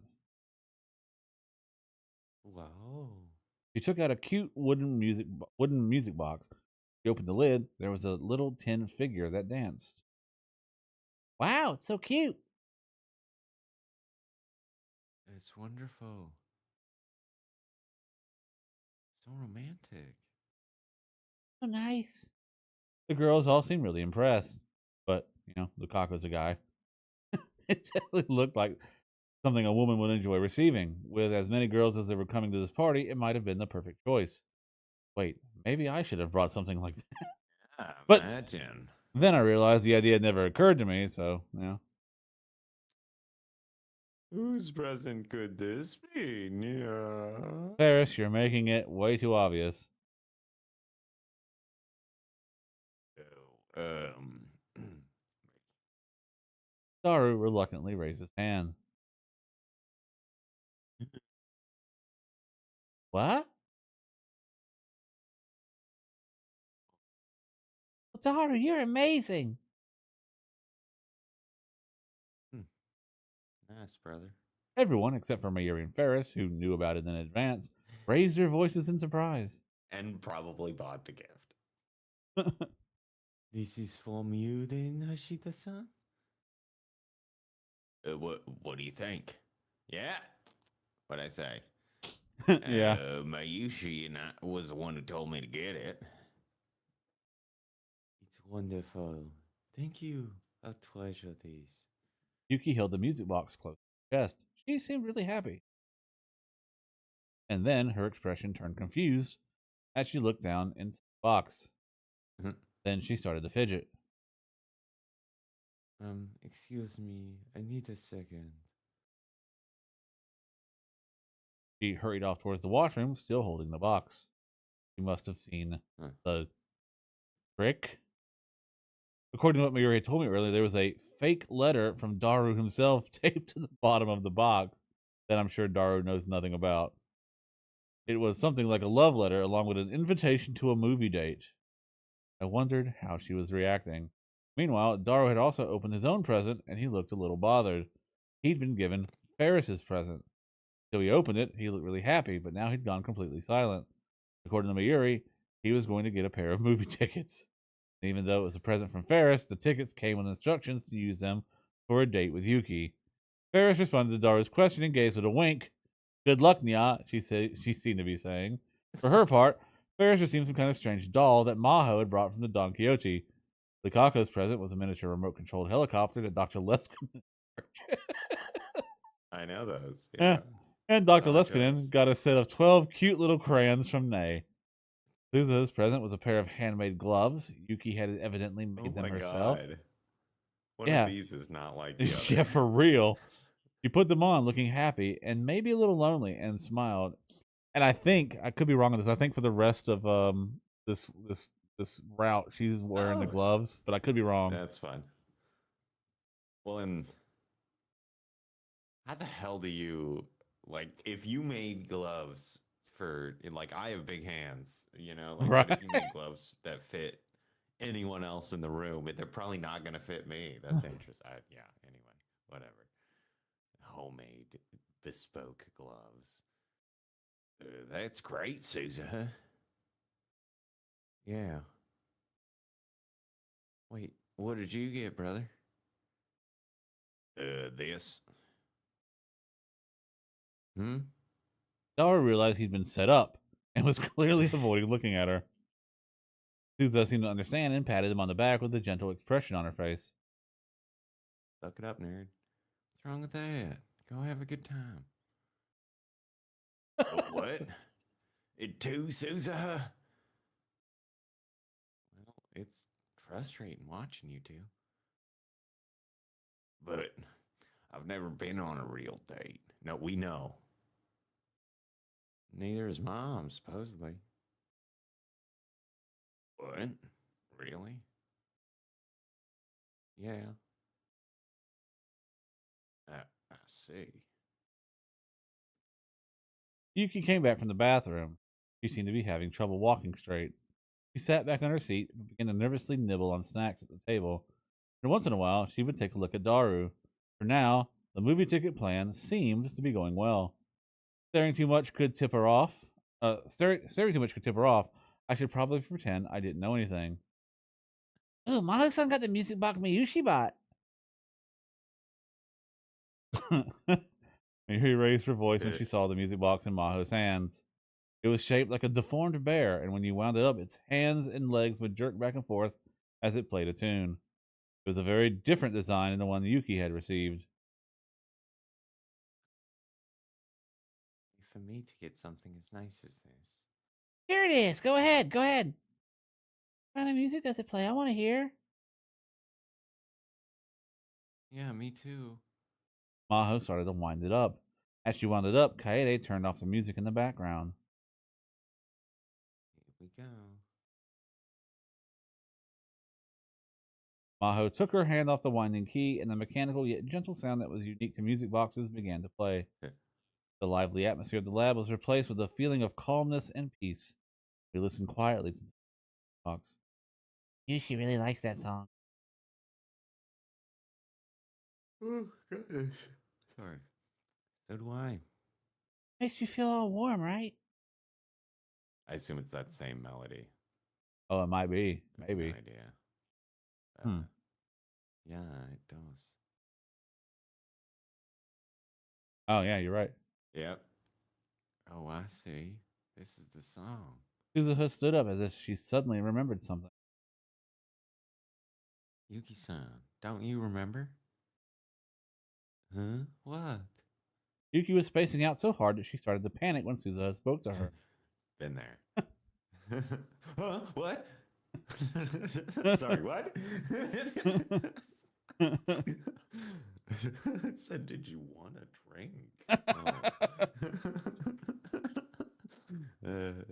When I was sick, he sang this song for me here. Oh, come to think of it. Yeah, it's definitely this song. Suzuha seemed to be remembering something as her eyes narrowed. Hey, Big Sis Mario, what song is this? This is. Miri is about to speak, and then dun dun dun dun dun dun dun dun. Out of nowhere, the world twisted. Ugh. I moaned in pain as an incredible sense of wrongness flooded through me. The whole lab seemed to twist and fade, and then the happy party I'd been experiencing warped and waved like a mirage. This, it couldn't be. No. Somewhere far away, I heard something that sounded like a violent crash. I was just barely able to move my eyes in the direction it came from, and I saw Fubuki falling to the floor. She knocked over a table. Kaede and Ferris ran over to her, calling her name. but it all looked so blurred, like I was watching a movie underwater, and everything was moving so slow. Their voices were getting further and further away. No matter how much I stretched out my hands, it reached no one and touched nothing. It was a terrible feeling, as if time and space were being torn apart, and even matter itself was losing its subjectivity. This feeling, even if I didn't want to remember it, I knew this awful feeling, what this awful feeling was. I knew it far better than I'd ever wanted. This was Steiner. This was supposed to be one of the first things Yeah. you go through. I get it. Okay. Ooh, shit. We're back to the alpha. Wait.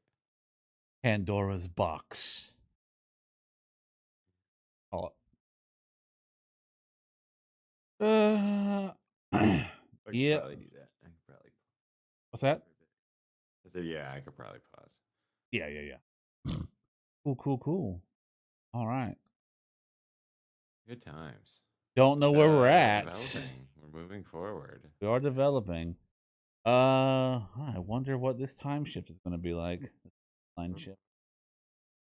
Well, this is where we're going to call it out tonight. We are trudging along here. I'm hesitant to say we'll finish it on Thursday. I don't know. So we got to go through Pandora's box, and then there is the Mayuri chapter, which if Pandora's box is anything like this X protocol chapter, saw how long that one was. So it may be one stream, maybe two, but we're almost there. Yeah. Cool. Well, if you've enjoyed this and want to see us run this to completion, we're getting very close, so you can get notified by subscribing to the channel or joining the Discord. There's a link for that down below. We stream it from Monday, Tuesday, and Thursday, so we'll be back here again on Thursday night for Pandora's box and find out what that means. We also have a Patreon if you want to throw some money our way. You can find that also down below. But just hanging out. Yeah. I think with that, we'll see you back here on Thursday night. Bye-bye. Bye.